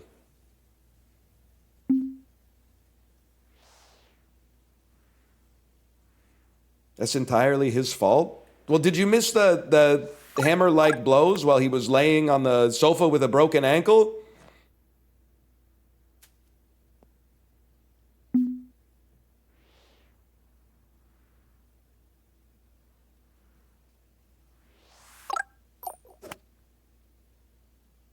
That power was really good. It's just so crazy that the dude went to his dressing room and said, "Do you believe in the miracles of the Bible?" I mean, if you're a person of some notoriety and you don't have security and somebody walks up to you and says, "Do you believe in God?" It's time to start. I would just come to terms with the fact that this might be your last couple of moments on planet Earth. This is a sentence you definitely don't want to hear as the first thing out of the mouth of a stranger you don't know who knows who you are.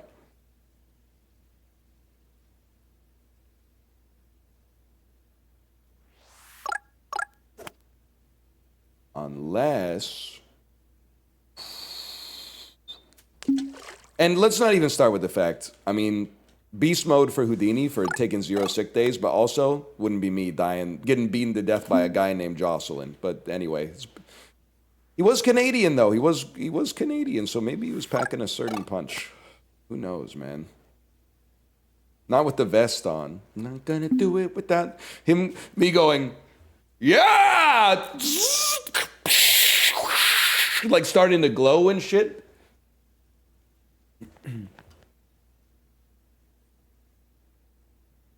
This kid is definitely on crack. Yes. Miracle ball.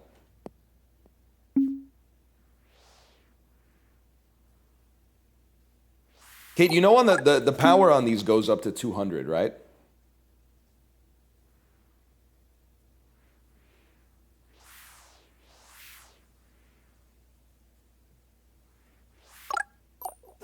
I was all the way? Yeah, me too. I honestly think they need to mod it to make it a little bit more potent. Or just like start gluing some ninja rocks to the motors. But you know, this technology is very close to that idea I told you about, which is a mask that is the exact shape of your face, but it has like 100 razor blades on it. So when you put it on, you press a button and it shaves your whole face in one stroke instead of you having to shave your face for like 10 minutes.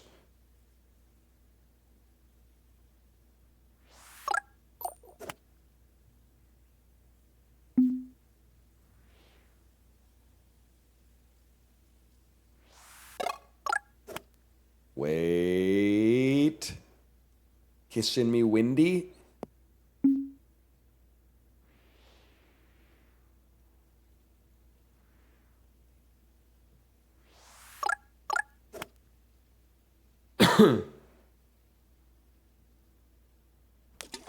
Gaining 10 pounds and dying to the mask?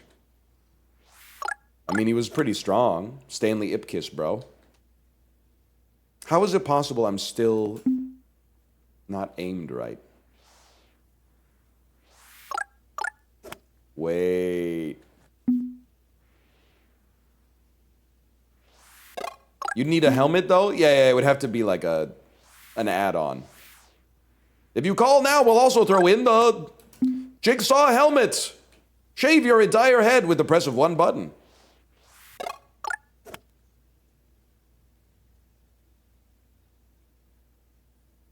Try going back in stance just a bit. Oh, shit. Okay, let's try. Gives us a better lob, is what you're saying.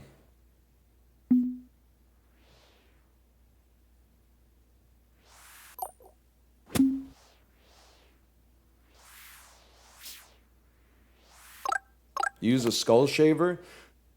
Nah, man, I use a Philips One Blade. But I will say, someone out there needs to make Philips One Blade razors that are made of like palladium or something. Because my salt and pepper hair is chewing up the fucking blades, man. They need to make like a heavy duty one.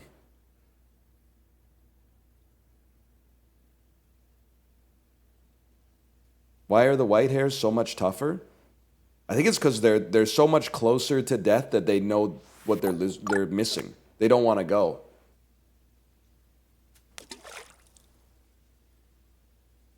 So they're like gripping. Yeah, I'm not going to use a safety razor. Just because, like, I I just can't be fucked. Like, and the one blade is very like. I'm not saying the safety blade is worse. It's probably better, but like, seems a lot less convenient. But they do need stronger blades. Get a head blade? I was using a head blade when you were probably like in the 3rd grade. No disrespect. I just assume you're probably like 22 if you're in here. I know they make a head blade. That was the first thing I got when I shaved my head. That and Oakley sunglasses. What do you use now? I use a Phillips One blade, bro. The aforementioned Phillips One blade.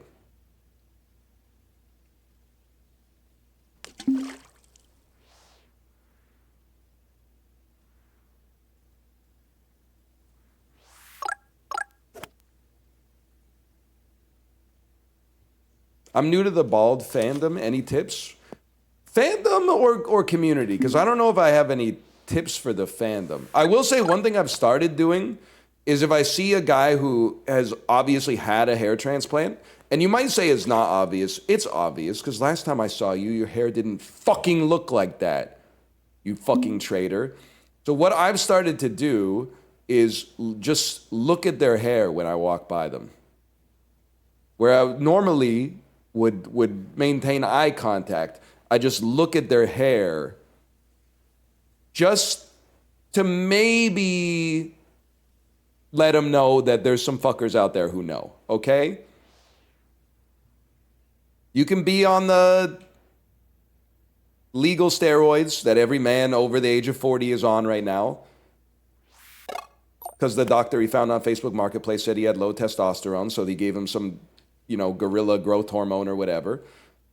So all of a sudden, I just saw did you notice, Kate, when we were on vacation, there's so many 50-year-old dudes that look like Ben Stiller and Meet the Parents now. And I'm a little jealous, to be honest, but I'm also like, buddy, I'm sorry. There was a reason that our uncles in like 1998 didn't have like 22-inch biceps. They were just like, they had like a little pop belly. And you know what? 6 kids. 6 kids. So obviously he still had a certain je ne sais quoi. Let's put it that way.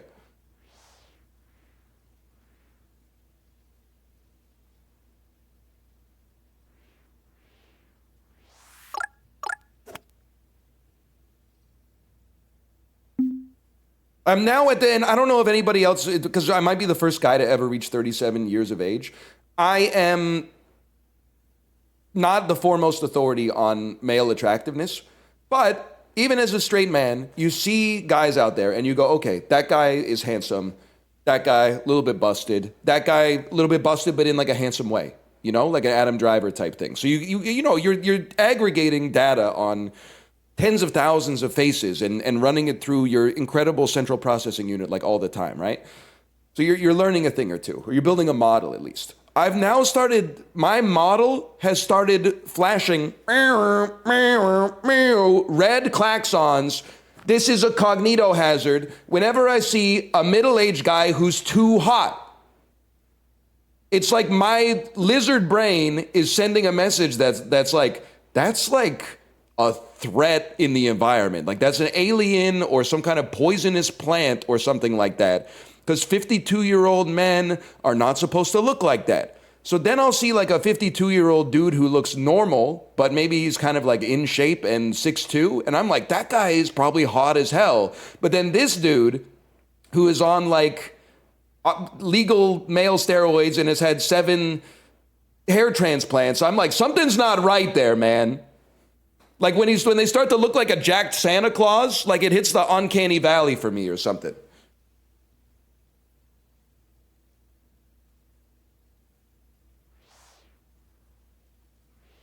You guys know Xanta? Is it okay to play Xanta videos on stream? I think he was going through like a mental health crisis or something. Anyone here from Toronto? He's still alive? Someone told me Xanta died like 9 years ago. And it was seconded. Let's put it that way. He got banned from the TTC. That makes a lot of sense because I think he was like sexually harassing people.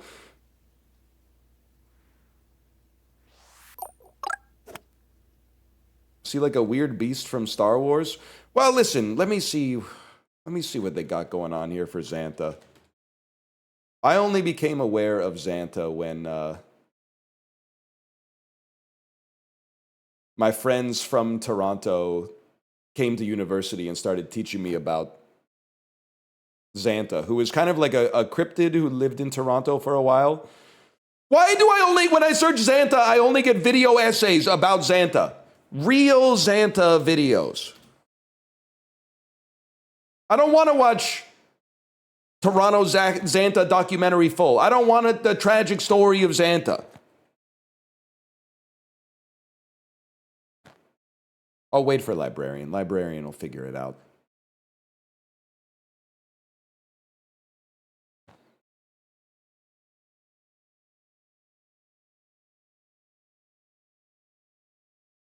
Look up Xantha sighting. Okay, wait. Xantha sighting.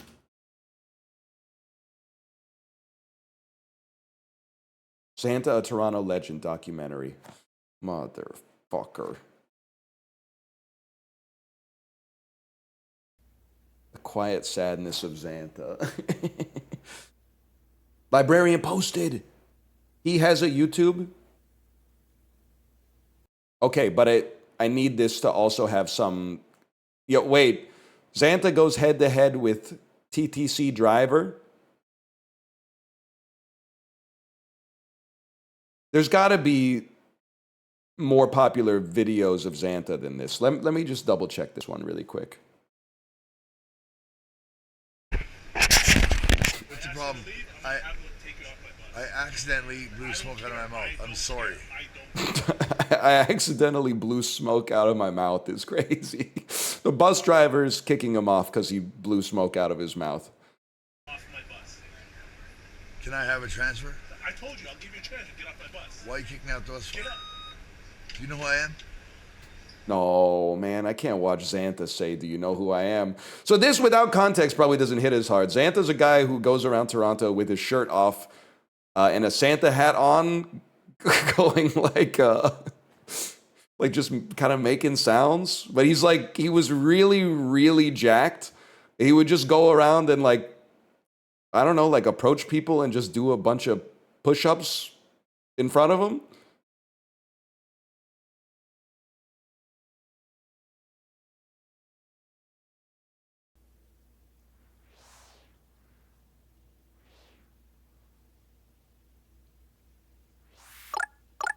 Hold.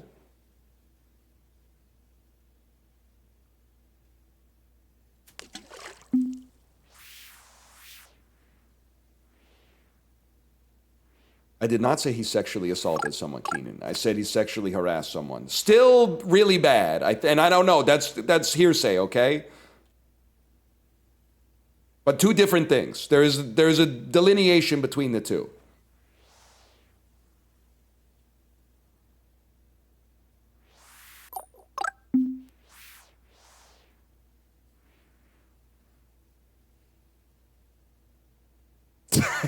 I can't read that.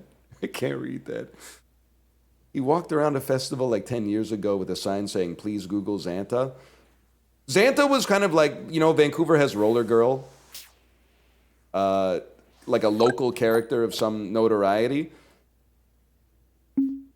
Xantha was like Toronto's Roller Girl. It was apparently if you lived in Toronto during the early 2000s, you probably had a story where you had encountered Xantha in public or on the subway or something like that.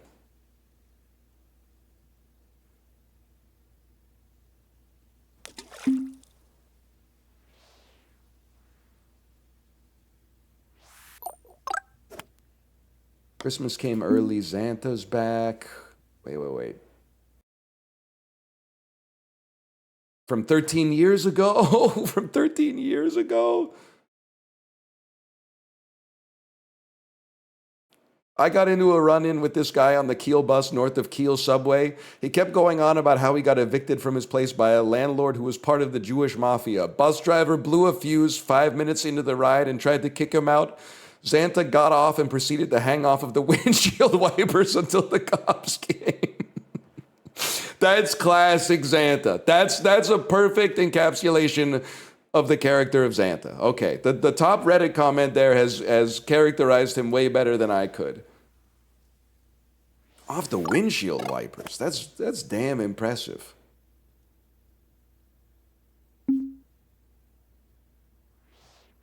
Oh.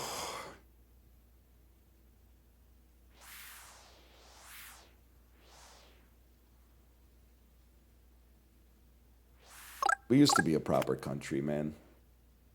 Oh my god. Oh my god. And under the branch? Oh, it didn't have quite enough draw.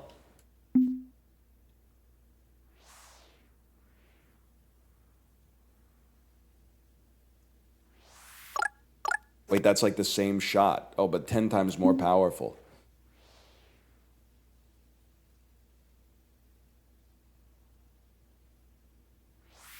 Bro, come on. I'd like to see you take a crack at it, smart guy.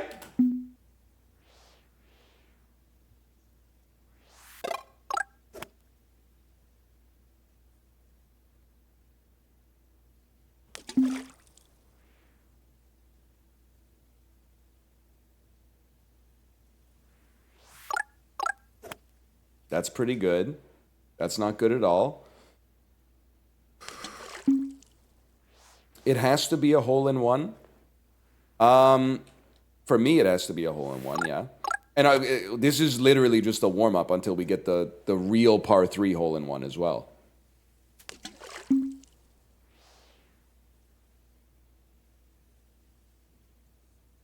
So I've never heard of Glove Guy. I have to say, I've never heard of this Glove Guy.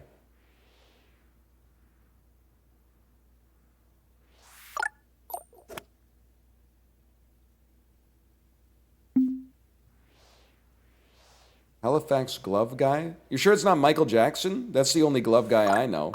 He would give people free rides around town in Halifax if you tried on leather gloves for him. He wasn't hurting anybody.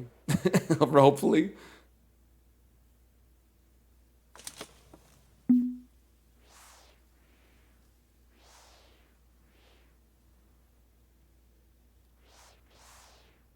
And hey, Halifax, pretty big town, so those rides are really valuable. You know that explosion produced the loudest sound on Earth, right? Until Mount Vesuvius erupted or whatever.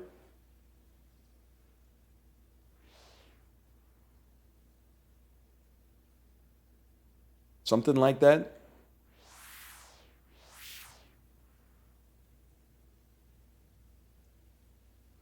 Was Mount Tambora? Ain't that the bass player for Bon Jovi?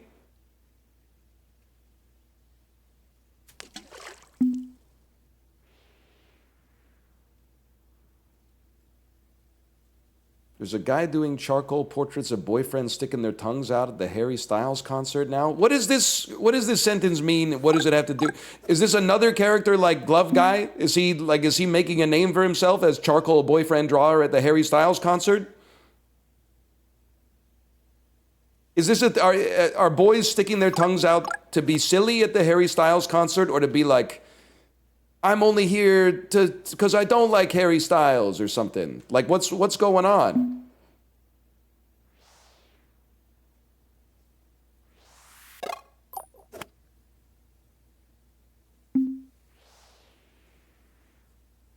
Nobody knows, man.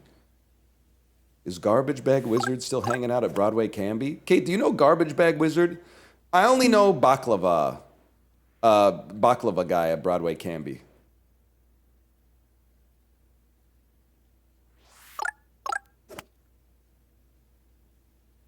And he was only there for a little while.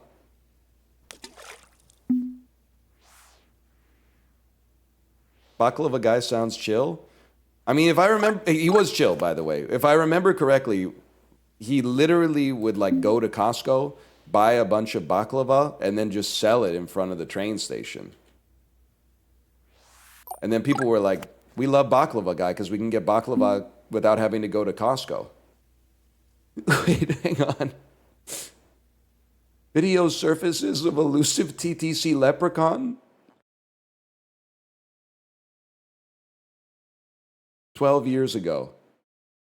The TTC is the Toronto bus system, by the way. Get nothing, pay attention. You're the one that won't let people sit down because you're fucking pay.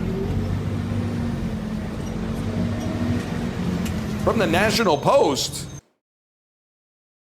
What the fuck? They're just bothering him?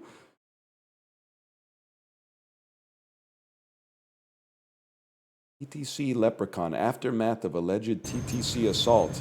You get nothing, pay attention. So he's not a leprechaun, he's wearing a green shirt and kind of like a bowler hat. It's like, I guess if he didn't look in the mirror, you could understand. He is a little Heisenberg coded as well, but You're the one that won't let people sit down because you're fucking pay.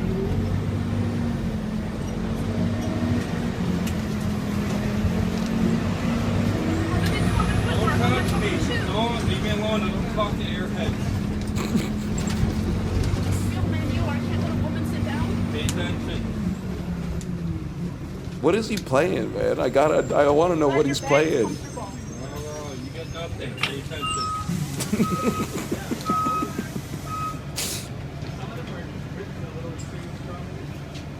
Oh man, okay, that is really good. At first, please click on the front-facing image. At first, I wasn't sure about the TTC leprechaun, but when he hit his famous catchphrase, "You get nothing, pay attention." That's really when I started to like this character. Oh, wait. Oh, man. Okay, I get it now. The TTC leprechaun. You get nothing, pay attention. Oh, man. The aura is crazy. I can't let you sit close.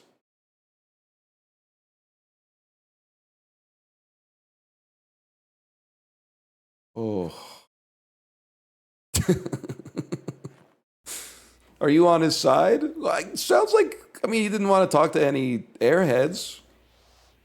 Who among us hasn't thought, if not said, the same thing at one point in our lives?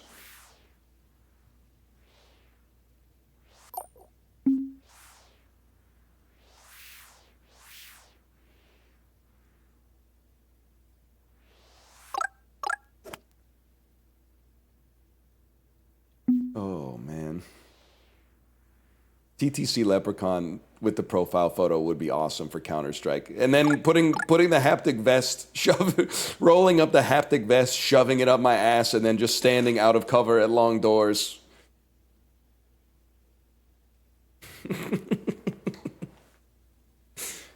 Oh, man.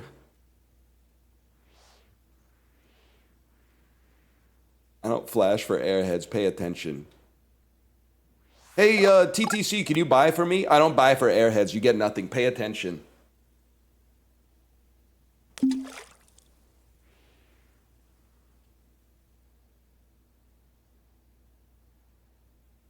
Wait, Russian dashcam videos with the haptic vest on?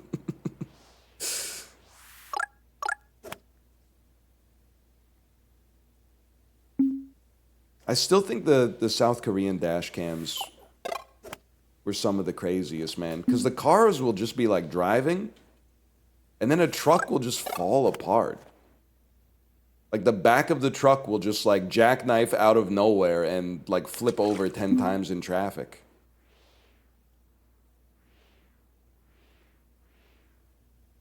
I don't know if this is true, but also Kate told me that, like, and again, take this with a grain of salt. She told me your first DUI in South Korea doesn't really matter that much. So, like, a lot of the clips end with them being like, the driver claimed that they were under the influence of alcohol and got away with a warning. And you're like, what? It doesn't sound like that could be true.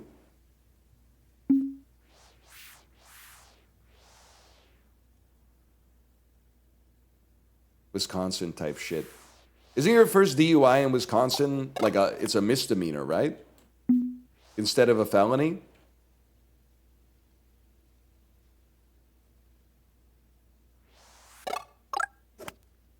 It's a rite of passage. They give you a medal.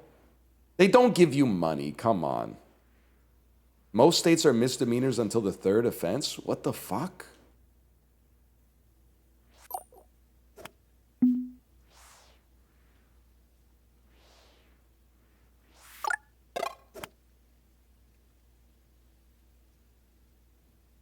Boonk. 50 minutes. I'm locking in. I'm locking in.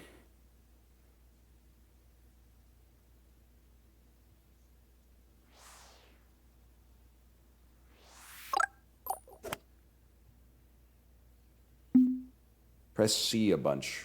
What is that? What does C do? Did you just want me to say some Kawasaki shit?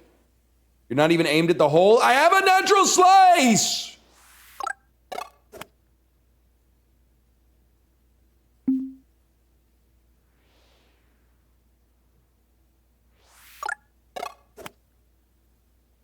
Wait.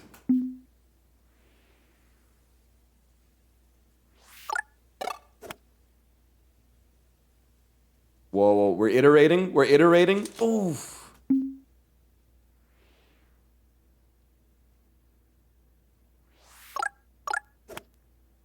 Little softer, little less curve off the tree. Oh, now I know, now I know. This is our power, like right here.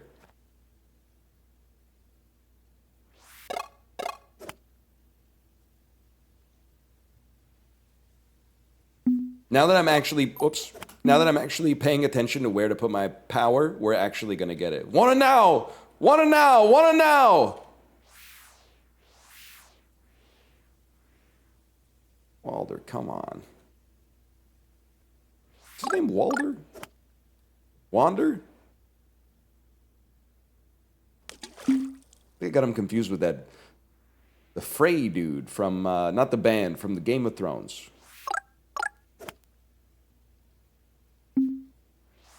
Wanderley.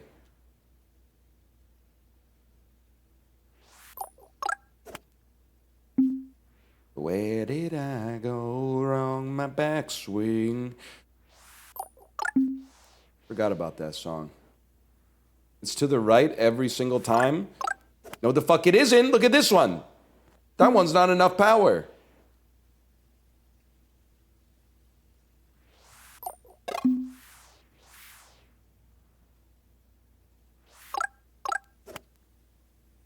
Now I don't have enough power, bro.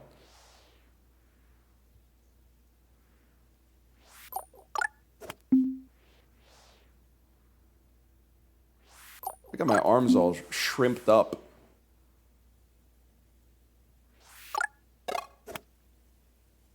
And then that's too much power.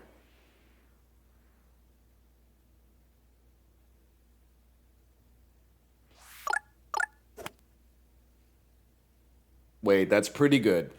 Oh, wait, that's really good if it just had a little bit more power. That was in, bro.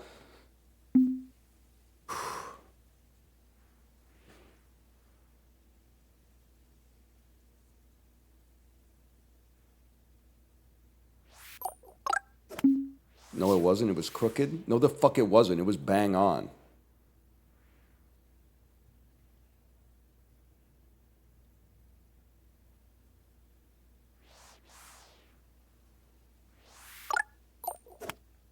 He's more ripped than you.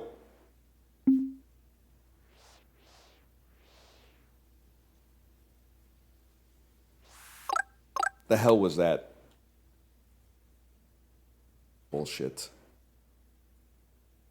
Is this the same hole from yesterday? Yes. We have not completed the level yet. Ergo, we continue to play the level. Why are you wearing a bulletproof vest? You see the crazy world we live in? Your own home is one of the most dangerous places on the fucking earth now, man. There's haters everywhere. You could open up your fridge. Haters. Pop into Gmail. Haters. Open your mailbox. Haters. Final notice. Action required. Fuck you. Open my air fryer. Wait, is Chibli here? Chibli, I have $1 billion food idea for us, okay? Everybody likes... Wait, first let's hit a hole in one. What does everybody like? Fresh baked bread, okay? What do very few people want to do? Go through the trouble of making their own bread. It's true. You can do it. Everybody knows it can be done, but it's a little inconvenient, especially if you've never done it before. You need the equipment, right? Wait. Here's my idea, okay? It's not a store that bakes the bread for you and then sells the bread. Those already exist. And this might already exist too, but we'll just do it better. We'll have like a slicker brand or something. What does everybody have in their kitchen? A fucking air fryer, bro. So what do we sell? Frozen food section. We sell little logs of dough that you put in the air fryer, and then in like 6 minutes, it becomes a nice, puffed up, warm roll of bread already, man. Already exists. We're gonna make it slicker. We're going to make the branding slicker. We're going to get synergistic properties with social media micro celebrities, man. It's going to be slicker. Yeah, it's going to be powered by AI insights.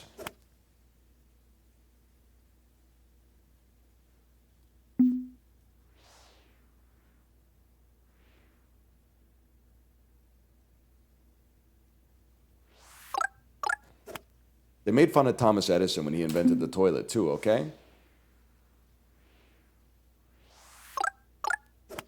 No ideas are ever bad. Get it twisted. Oh.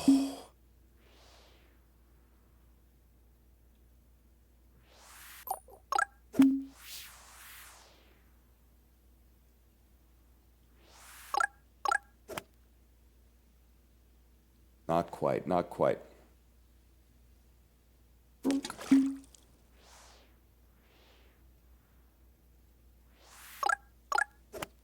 This does look a little bit like a Elon Musk Halloween costume, for sure.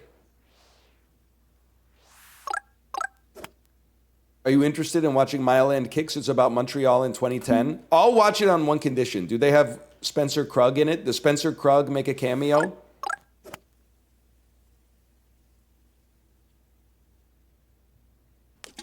He actually might.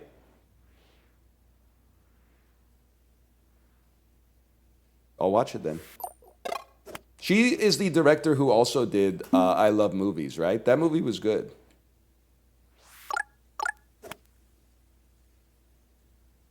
She did. I know things about cinema. I've seen 100 movies this year. I personally know Wolf Parade. They are not in it and made fun of it. No, you first off, that's literally, they could sue your ass for damaging their brand for that kind of lie, okay?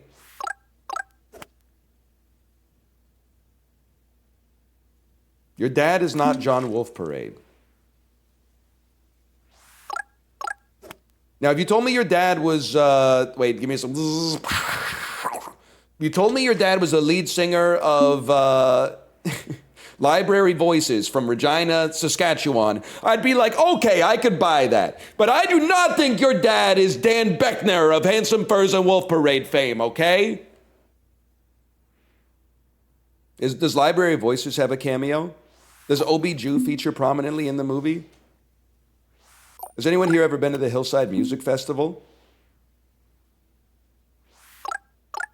What's your favorite The Rapture-inspired electro-pop band from Guelph, Ontario in the 2010s, and why is it Green Go?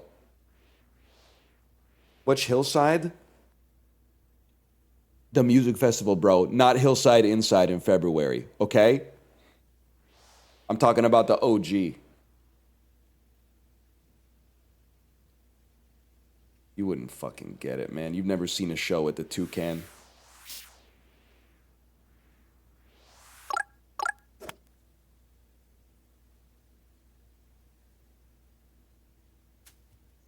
Come on. You've never won tickets from the university radio station to go see North by Northeast and then be like, I'm not going to fucking Montreal. Are you crazy? I live in Kingston, Ontario. I can't just go to Montreal. And then just like let the tickets expire on the radio station desk instead of ever going to pick them up.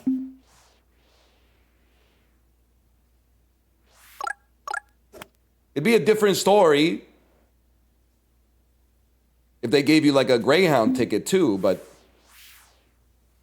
I mean, just the ticket is only, that's half the battle, bro.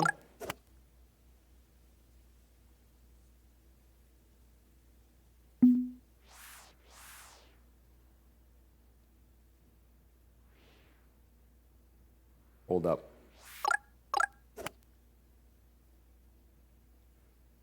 Is Greyhound still around? No, I think they went out of business, but Coach Canada butt fucks them anyway. Anyone here ever take the Coach Canada in Kingston, Ontario?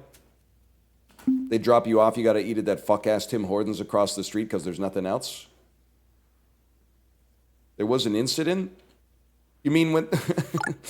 So I'm gonna assume that you are blithely referring to that one dude who got his head chopped off on the bus by another fella who was having a bit of a mental health crisis.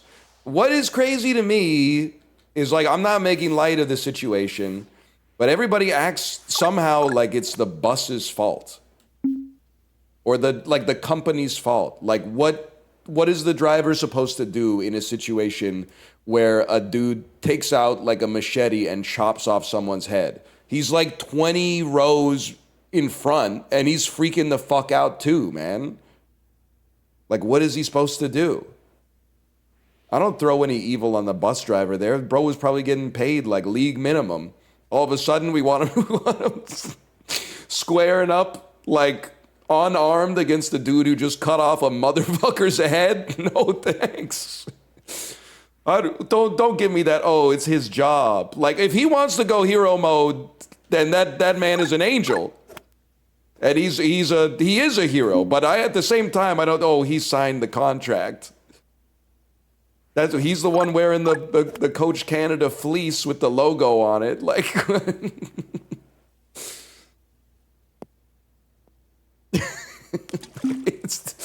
it is the same as the one where the gorillas are fighting and they say, where's the zookeeper?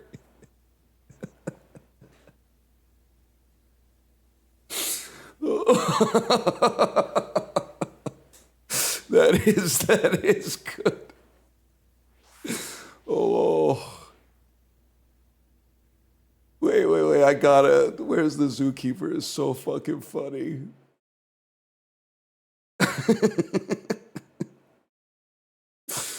Oh.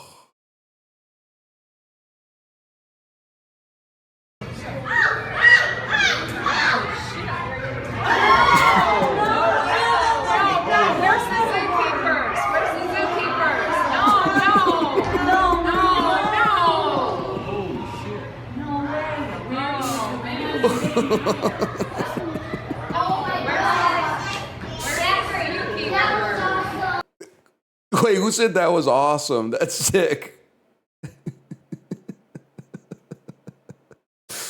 Oh. Where's the zookeepers? Oh, man.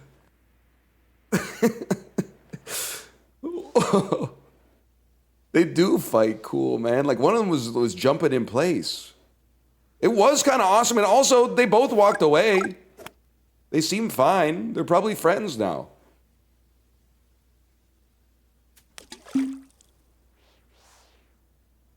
Sometimes fellas just gotta hash it out like that. Am I right, fellas?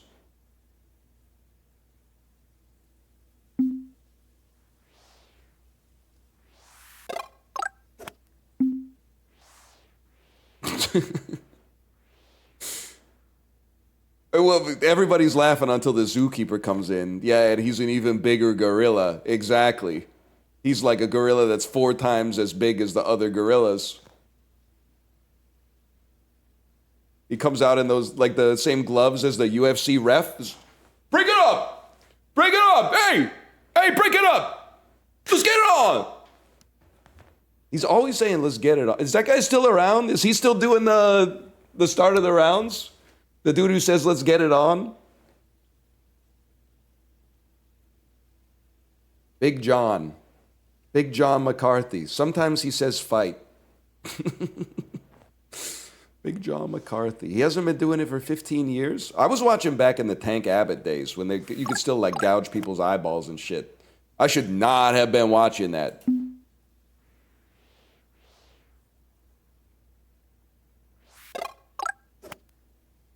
They had fucking Dao Yuehar doing that?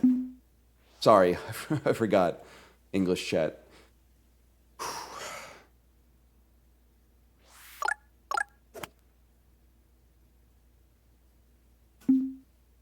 Come on, man. Stare, stare.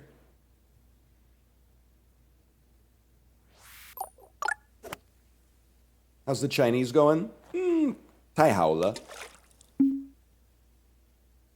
我要点米粉。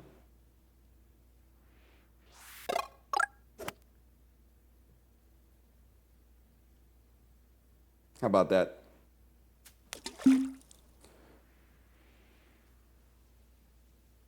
I was doing soy jack points when I learned Beijing Kaoya.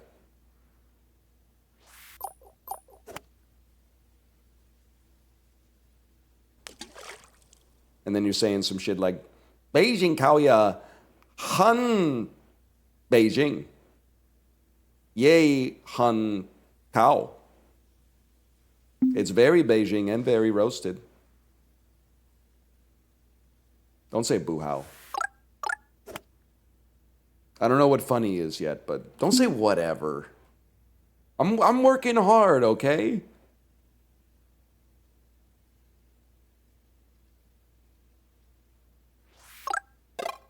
I had Beijing Kaoya in Beijing last year. It was so good. Yeah, well, I had it twice in Singapore, and I thought it honestly like wasn't all that. I would like genuinely rather have like a spicy chicken sandwich. Just something about, I like the process of getting this hole in one. I like the process of putting the duck meat in the lotus leaf or whatever, and then putting some green onions in it and a little bit of hoisin sauce, a little bit of the skin as well to go with it. But I mean, part of the problem is like I just don't want that much duck, to be honest with you.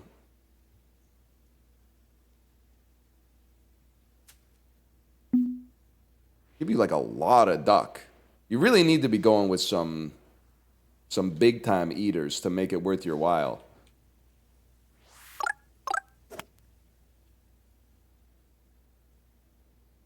I didn't say poison sauce, okay?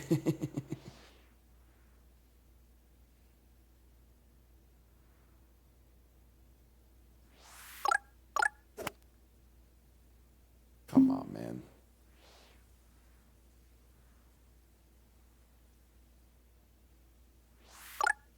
The dev watching this, knowing that I will burn out on this stupid challenge and then never play the full game when it's released.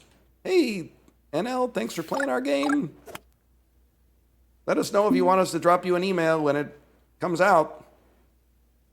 Uh-oh, ha ha ha ha ha. Is that you?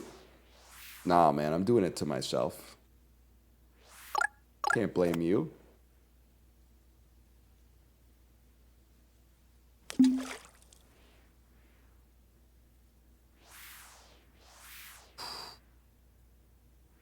Mood shifted since I went to pick up my kid? Yeah, I imagine your mood is elevated now that, like, you know, the being you love the most on planet Earth is now right next to you, right?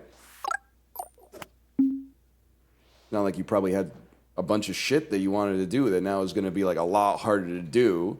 And I'm not talking about, like, recreational shit. We're talking about, like, maybe getting a couple of loads of laundry sorted out or something like that. And now it's going to be a lot more difficult to do that. And don't even get me started on the fact that they're out of school now, and then all the camps are like, what? Any other parents in the chat? Why is every day camp a half day, bro?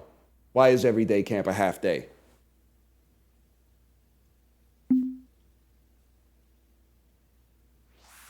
So now you got to put your kid in 2 day camps. One that is like 9 a.m. to 12:30 and one that's 12:30 to 3. And you got to drive across town at instantaneous speed.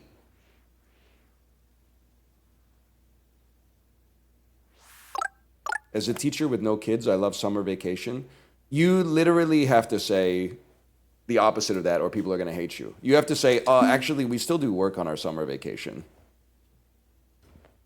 Just because we're not at the school, it doesn't mean we're not working. Most of our work actually happens outside of the walls of the school.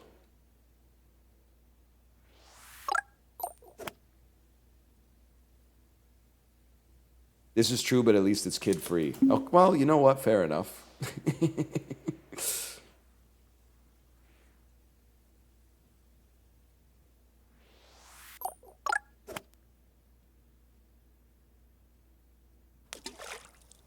All joking aside, I do know Dan Beckner very well. I want you to know he thinks you're hilarious, King. I can prove it even. You are experiencing a delusion. You are experiencing a hallucinogenic episode. But if you really know him, have you ever relayed the story to him? I'm going to say it was 2007 or 2008. His, I mean, it might not be a side project to him, because I believe it was him and his partner. So maybe that was like their main squeeze, and Wolf Parade was the side project. But to me, it was the side project. Handsome Furs played at a little institution in Kingston, Ontario called the Grad Club. And I got there early, and then I was watching the opening band kind of posted up against the wall. Is really the Grad Club, to know this, to understand this, you have to understand what the venue looks like. The stage is there, and it's a hallway that goes backwards. It's basically like a parlor and a dining room. It's a house. It's a converted house. So I was posted up right here on the wall, watching the opening band, and then some cool-looking motherfucker came and stood right in front of me, and he was drinking a Pacifico, which is like, you rich motherfucker, you're drinking a Pacifico. That's an imported beer, and it's 2007, and I'm 19 years old. You motherfucker. And he's like blocking me because he's tall and handsome too. I was like, get a load of this guy. Get a load of this guy. Then everyone's clapping because the opening act is done. And then he gets on stage and it's Dan Beckner. It was the dude who he showed up to the venue because he was playing the damn show. He was the dude that I came to see. He just happened to have the misfortune of standing in front of a dude who's shorter than him. And I immediately was like, I hate you, I hate you, I hate you. For no reason. Never meet your heroes. You didn't know? Well, I'd never seen the back of his head. They didn't post pictures like that on Pitchfork Media, bro. But I was fucking I named that album, if you're still relaying this information. I named that album the number 2 album of 2007, I think. Number 1, Don't Be Mad, I gave it to Sound of Silver, I think. Or maybe Ease, I can't remember. It was something we can't argue that these are amazing albums, okay? But I think number 2, I did give it to the Handsome Furs album. What We Had, is that what it was called? Something like that.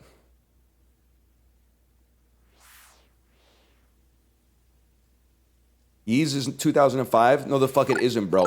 Yeez is 2007. It leaked early on Oink because somebody at the record label left their fucking FTP unencrypted. You weren't there!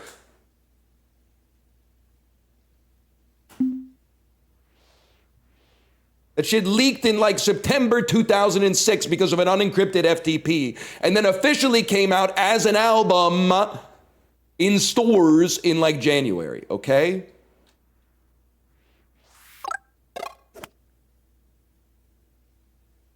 Sorry, yeah, the vest is taking over.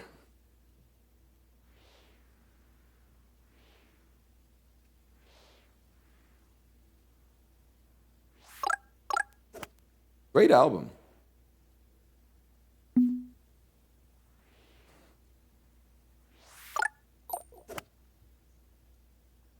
Oh, shit. Few months off, but spiritually correct. Apparently it came out November 2006. Sound of Silver was 2007, though. I feel confident in that. And then things went off the rails. I was given Album of the Year to like Alopecia by Y and stuff like that. I was like... And it's not a bad album, but I think, I don't know, I was going through a phase. I was going through like a post-breakup thing. It's a great album. It's got a certain place in the Anticon oeuvre, but...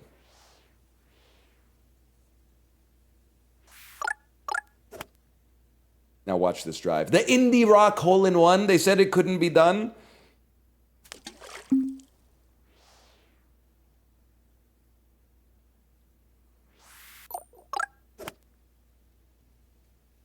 Come on, man. Why are you dressed as a sci-fi guard? The vest is for your protection, not for mine, okay? He does, Yoni Wolf does say, I never said I didn't have syphilis, Miss Liss. Does he say, hard like the bricks I pound my fists with? I mean, I'm hard like the bricks that I pound with my fists. I was sitting there in 2008 on my bed with my feet up in the air going, what the fuck? What the fuck?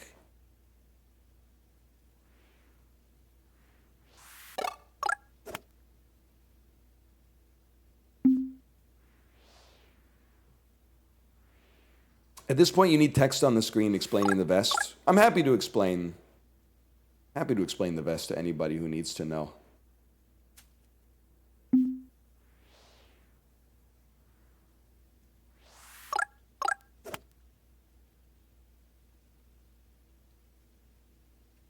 I'll explain it to everybody who asks for it in chat. I have evidence of Dan Beckner glazing you. Okay, listen, first off, this is too masturbatory for me, so I'm uncomfortable doing it on stream. But let him know I'm elevating all the Beckner songs on Apologies for the Queen Mary. I'm moving them all up. I'm moving, give me a second. I'm running through the track list here. I'm moving Fancy Claps way up. I'm moving Shine a Light way up. I'm moving... The album came out in 2005, okay? It's been a while.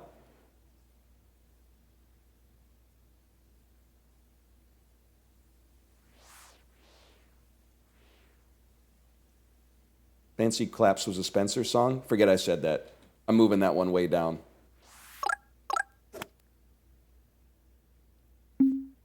Modern World, of course. I'm not pleased to meet you. I'm fucking not pleased to meet you. That's a bit 20 years in the fucking making.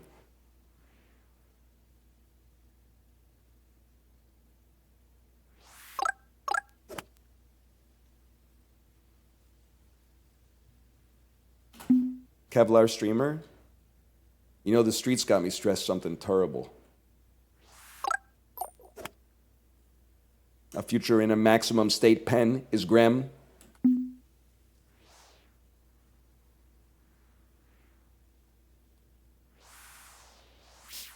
Hold, hold. Hold.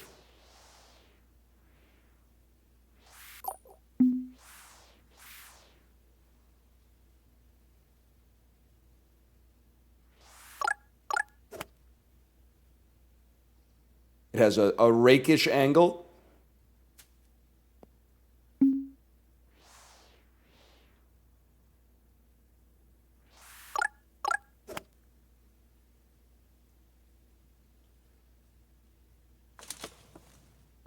That's bullshit.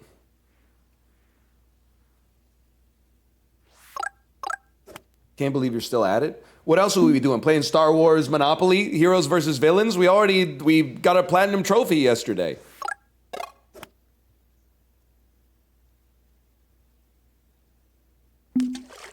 It was peak. I gotta get the lads on it. Kino like that can't stay hidden.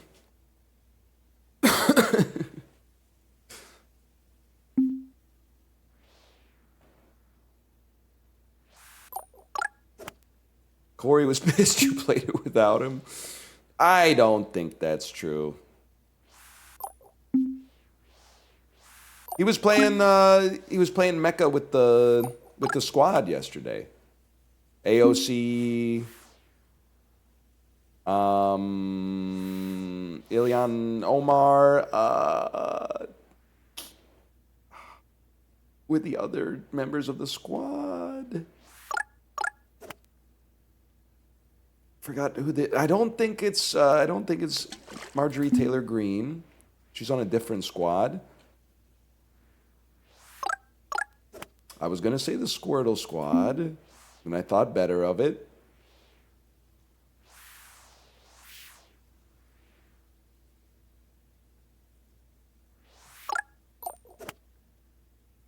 Now I can't get, like, flight reacts out of my head. Marjorie Taylor Greene, green, green, green, green.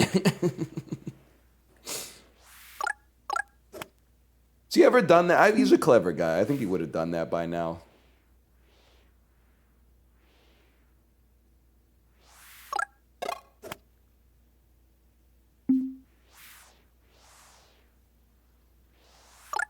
We're kind of becoming Ryan Reacts lately with all the YouTube videos.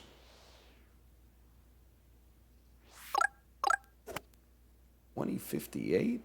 No, it's 2020. 25.25? I won't even be alive then. 6 a.m.?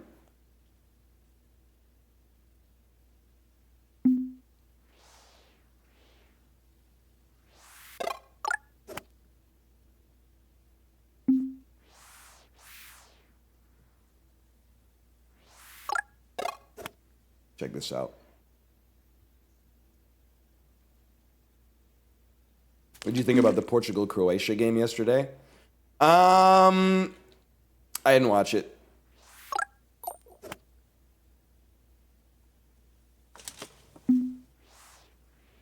We have to ban VAR.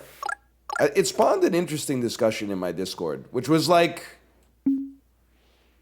obviously, nobody wants a goal that shouldn't count to count, unless it's your team, in which case you do. But there's also, like, there used to be, like, a certain amount of, like, almost a fudge factor in officiating that now technology is completely eliminated in the spirit of pursuing some kind of idea of objective truth. So now, was the dude objectively offside? Yeah. But if we're really being objective, does being a nanometer offside objectively make the difference between that goal going in or the goal not going in? No. So it's almost like we had made a handshake agreement as human beings prior to VAR that it was like, if the referee didn't see it, then it likely, and there will be false negatives here, but it likely wasn't so egregious as to have really affected the actual result of the play. But now it's like, we get the we zoom in on the 3D, and you know what? When they bring out the 3D model And I've never been one of these guys before, and I'm not saying this is what they're doing. But I'm like, sometimes they bring out the 3D model, and then people go, oh, look at that, he's over the line. I didn't see them make the fucking model. I don't know if the data that went into the model is any good. You're just telling me, you're saying, source, my ass, we made a model that shows he's offside. Okay, I had no doubt in my mind that you could do that. Of course you could do that. With the power of computers, you could do anything. So I'm supposed to look at this and be like, oh, I implicitly trust this? But I'm not going to care that much till it happens to my team.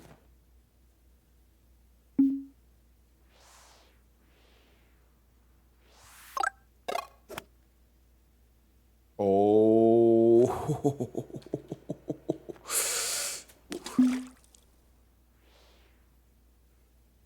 I do think it's really hard to be a soccer referee, though.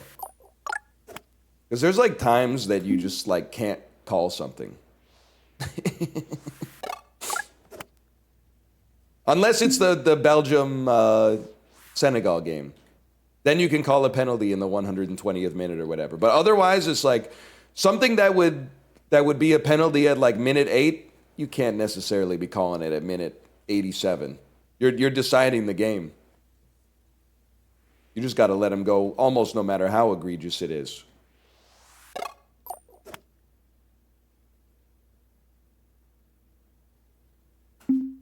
Why don't people tackle with their shoes up all the time anymore? Because when I was watching the World Cup in like 1998, 2002, 10 times a game people were going spikes up. And it was awesome.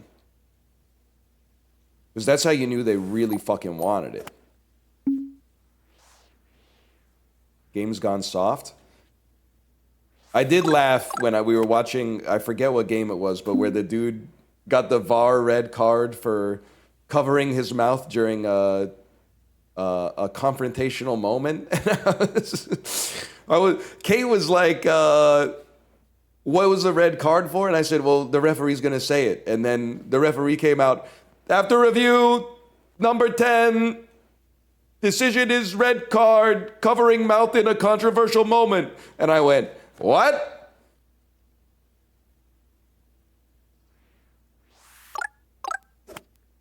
New rule because of racist footballers.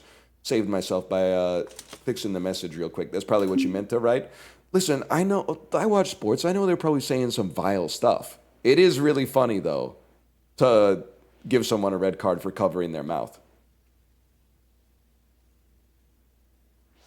Almost as funny as it is to give someone a red card for falling on another dude's ankle when he wasn't even paying attention. Okay, I mean, I'll say it.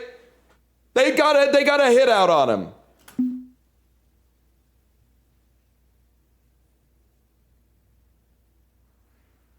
Thanks for saying it. I didn't even watch the game, to be honest. Well, I watched it when I thought there was a chance the U.S. might lose, but then I turned it off like 2 minutes in.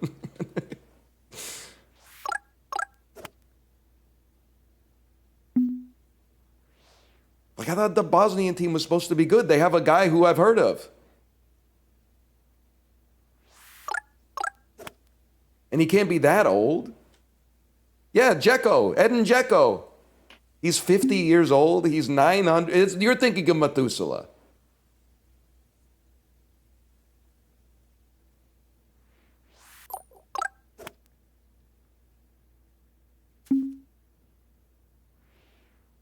Rooting against the U.S. is pathetic. We're obviously going to lose.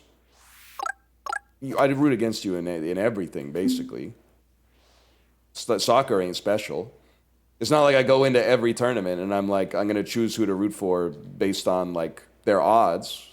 like some kind of idiot that's like, I just want the favorites in everything to lose and the underdogs in everything to win, like someone with no principles or something. I'm not like other sports fans. I think it would be fun if the underdog won for once. Okay, real original. I go into basically every international tournament hoping to see, like, people wearing the American flag crying. And honestly, if you win some games, I could find a way to be like good for them. But at the same time, I mean, it is I'm waiting for whom the fucking bell tolls for sure.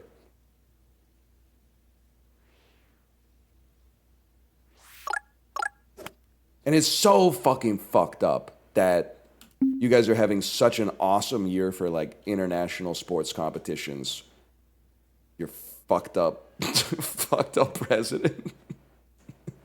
Because it would be so fucking sweet. Oh, if you fucking shit the bed at the Olympics and you fucking washed out at the group stage in the World Cup. Would have been so fucking sweet, man. Fuck you. They won the Super Bowl too? Motherfucker.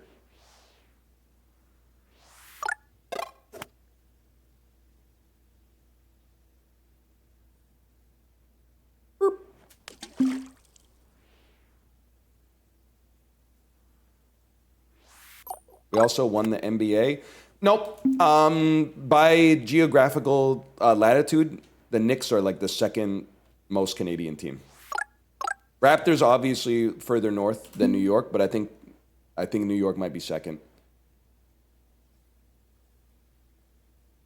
Boston?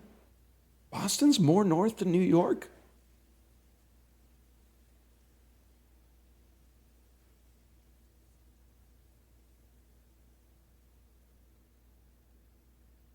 Really?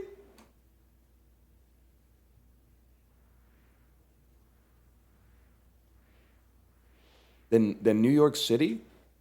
That doesn't feel right. I'm gonna have to check your math on that one.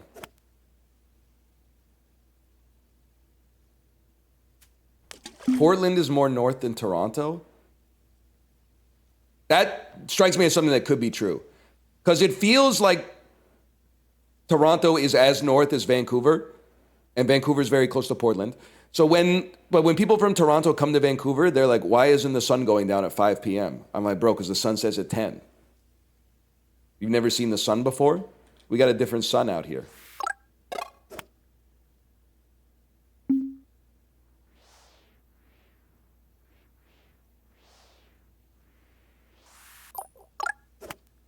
Timberwolves are more north? Not really. They spend most of the year in Cancun.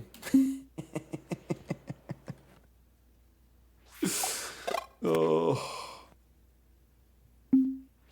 Hi-yo! You guys see the picture of Wayne Gretzky with Jake Paul?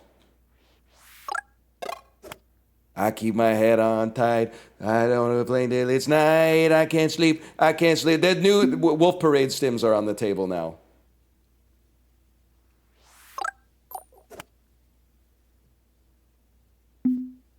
Yes. I was even fucking with the Expo 86 album, man. You think I don't like Cavo Sapien? Wait, in Cavo Sapien, he doesn't he go, whoa, oh, oh, oh, oh, oh, oh, oh, oh, I had a vision of a gorilla. Whoa, oh, oh, oh, oh, oh, oh, oh, oh, it was a killer, a killer. He's referencing the stream, bro. Where's the zookeeper? Ran over one of my 3,000 chords here. What did he know? Kaneda! What did you see?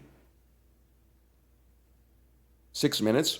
I should probably stop and go pee, which requires taking the vest off, because I gotta install the mod for Slay the Spire II. We get this on Monday. See you in a couple minutes.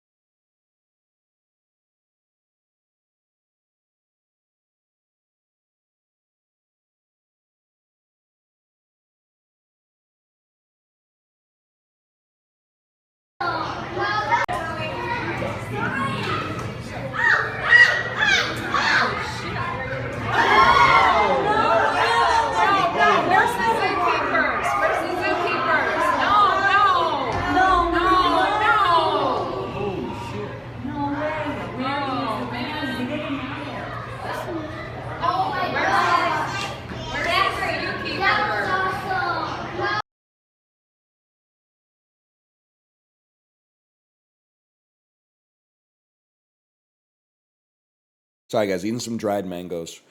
I gotta install this mod. I'm closing all these tabs. It's a trip down memory lane. There's the TTC Leprechaun front facing. Harry Houdini. Obituary. What else we got in here?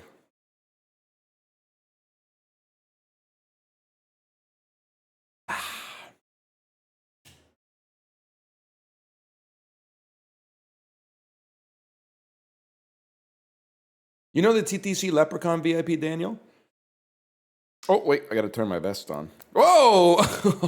Can you hear it? Whoa! Oh, damn.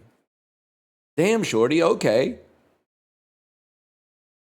Connect to a game, please. Games.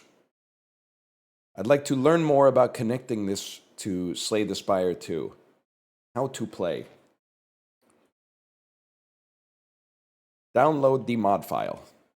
Sure, why not, man?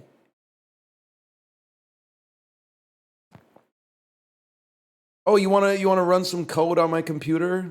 And I'm supposed to like care? All right, sure. Extract all.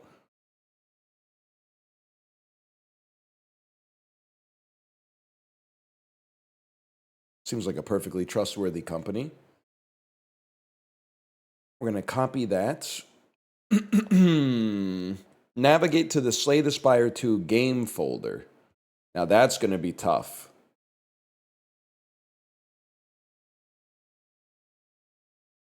Steam apps. Common.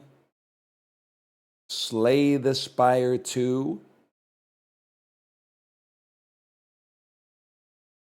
Inside the game folder, create a new folder named mods /mkdir mods. Copy mod files into mod folder. The files, not the folder itself, the files.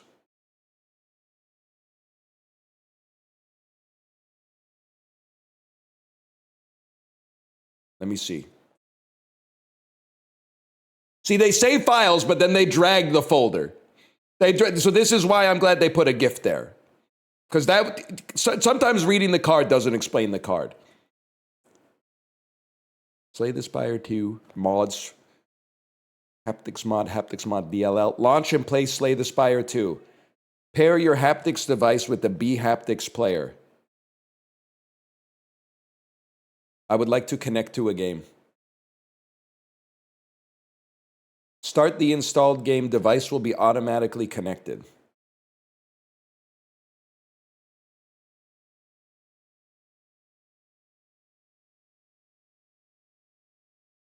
Hello.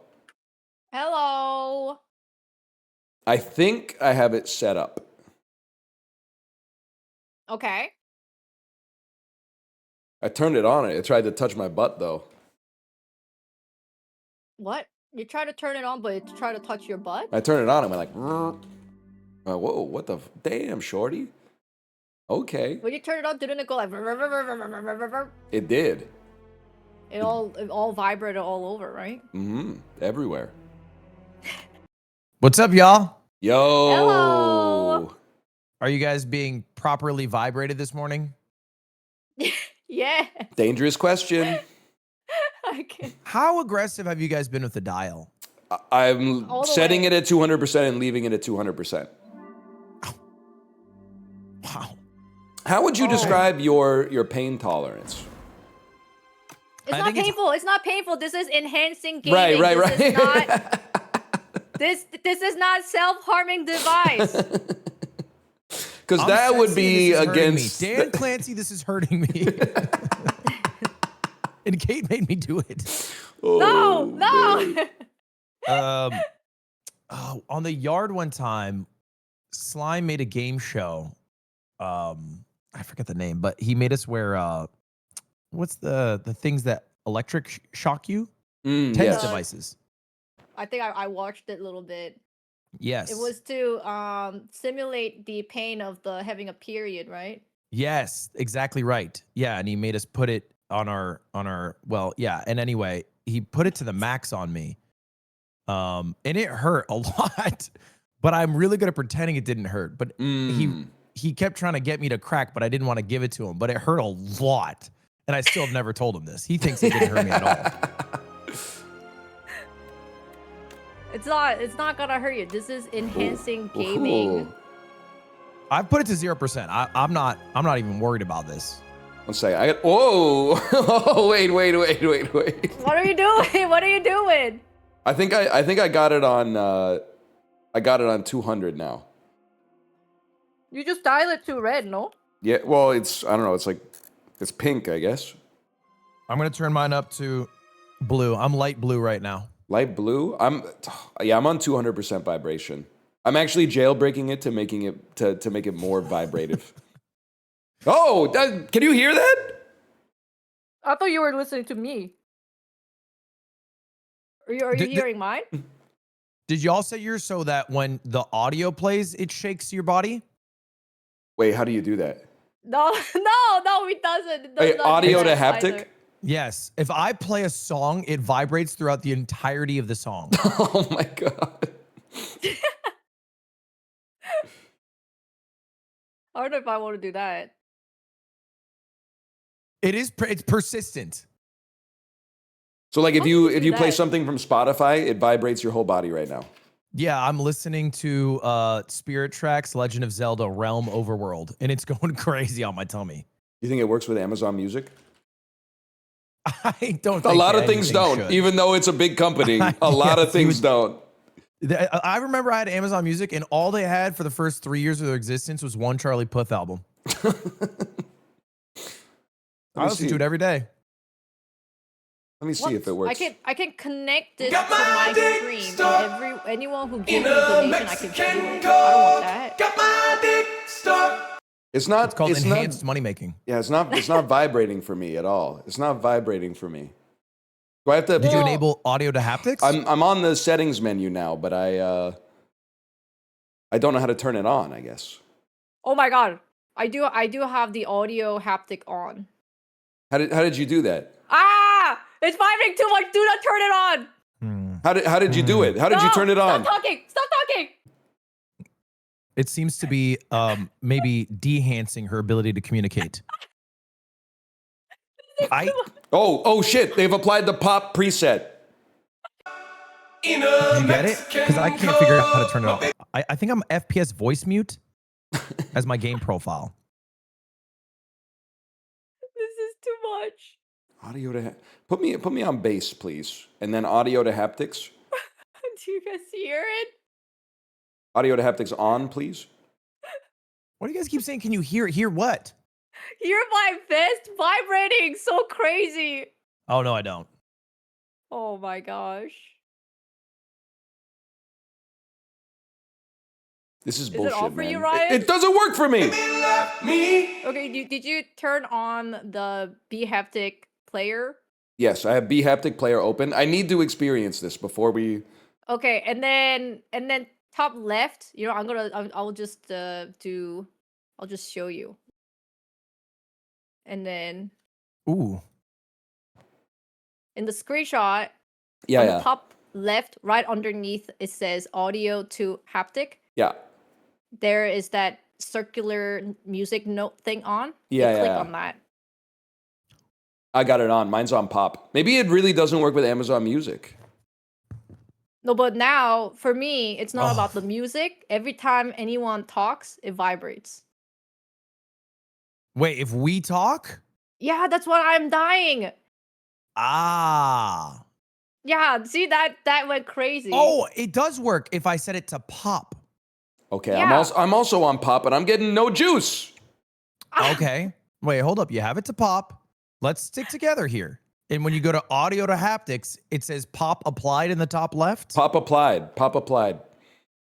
Pop applied, but you don't feel the pop applied. No. Like, I'll try it again.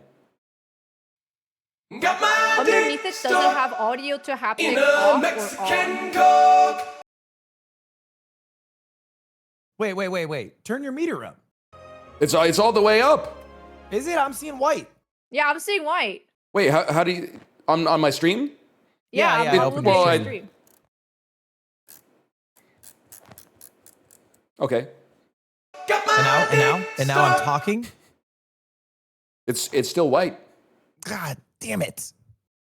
Thought that was it. And what's your player intensity? 200%. Oh my gosh! I just turned mine to 200. Oh, See? don't hit the ping button. You like it now? I'm talking. Vibrate. Blah, blah, blah, But I don't think it works for him still. It doesn't work for me, but I mean the game works for me. When I click a back button in the menu, it goes like. Brr. Oh wait. What if you close out of the game? Oh shit! Wait I'm a second. thinking now I'm thinking. Wait a second. That's the thing is, you need a thinker in the group, and I want to be that guy in this group. Everyone can be a thinker. No, I can laugh. I'm sorry. I Still just not chuckle, working. Still not working. Still not working, guys. The thinker's out. Okay, wait. Oh my god, the ping works. The ping works for sure. The ping goes crazy. How about this one? Got my dick stuck. Look at my screenshot. Does it look like this to you? 100% looks to yours. exactly the same. Hmm. I'm gonna Maybe throw out you're a just crazy built idea. different. This idea is gonna blow your damn mind. Okay. Close, reopen, boom. I'll give it a shot. Check that one out. Just came up with that too. I've been thinking about that one. The haptics player is opening. When Ryan talks, it vibrates lower back. When Ludwig talks, it vibrates like upper half. Everybody's a little different. That's why you need both. Guys, I don't think I should be here. In a Mexican Coke. I dead ass think it's just Amazon Music is so far behind the times they haven't even made a plugin for the B haptic gaming vest. No. Close the Amazon Music. You don't need Amazon Music. You don't need any music. You just need it to should open. just work off audio Yeah. of your. Yeah, you just maybe need B that's it. haptic. You just need to have B haptic player on. That's it. Just B haptic player on. Hold up, I figured it out, right? And it's a simple solution. Okay. If you go to settings in the top right, audio to haptics, where are you capturing audio from? Oh, it needs to shit. be the device, the device that captures your audio. Capturing audio from default output device. And Maybe what's your default? Perhaps it's faulty. It should be on my headphones. Oh, wait. Say so. Oh, Yes. Hello? Am I shaking you? not shaking me at all. Damn it. You guys are not shaking me in the slightest. Wait, I'm you can getting turn shaken. up audio intensity. Not shaking me at all. God, I want to shake you.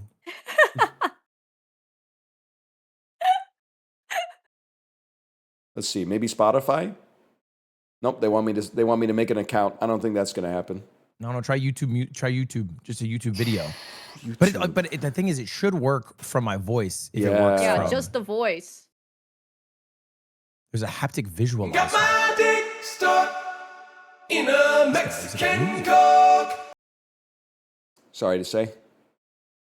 Sad day. Maybe I'll Holy turn it cow. on, turn it off.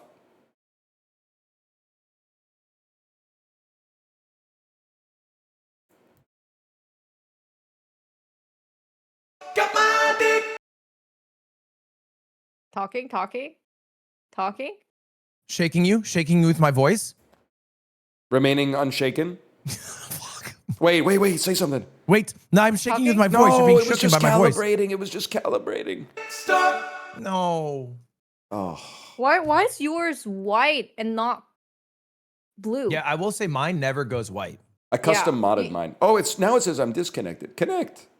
You have to turn it on from the back, not from the chest. At Really? least that's for me, yeah. There's the button on the back, on the side. For me, I read the user manual and it said you can just turn it on from the button. I'm not wearing it backwards, okay? Also, isn't there an unlock all button in Slay the Spire 2, or am I tweaking? I think there is, yeah. Let me just go down and help you. I think that'll be much easier. Okay, I'm gonna listen to house music and vibrate for a while. Let me know when y'all ready.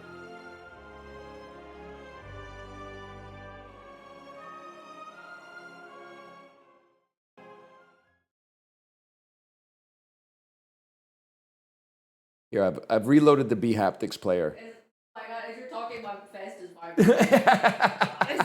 Do you hear it? Wait, now it says I'm disconnected. Okay. Connected.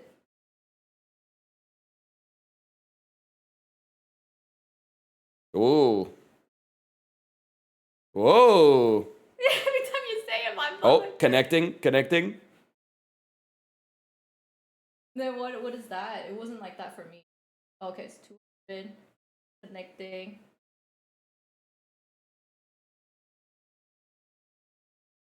Connecting.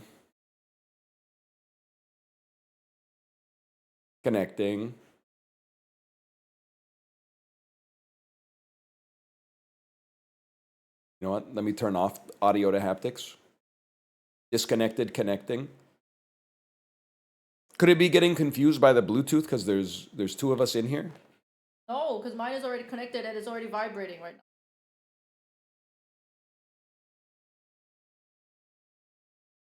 How much did these vests cost?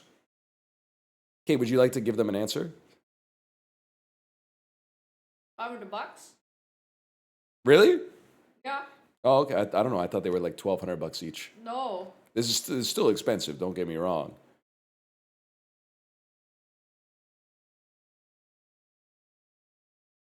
Mine was so flawless, and yet. I mean, I will say mine was working totally fine until I turned on audio to haptics. I got too close to the sun. Keep getting disconnected and then. I mean, to be fair, there are a lot of like you could probably just find a vest that doesn't even vibrate. That's $500.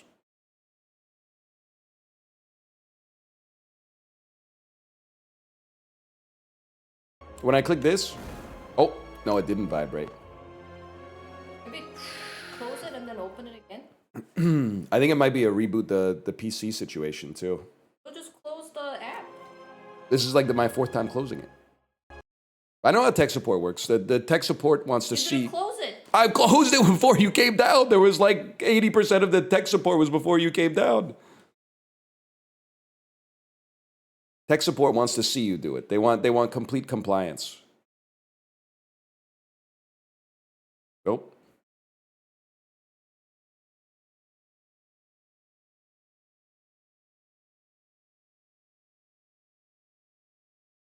Then maybe go to the games tab.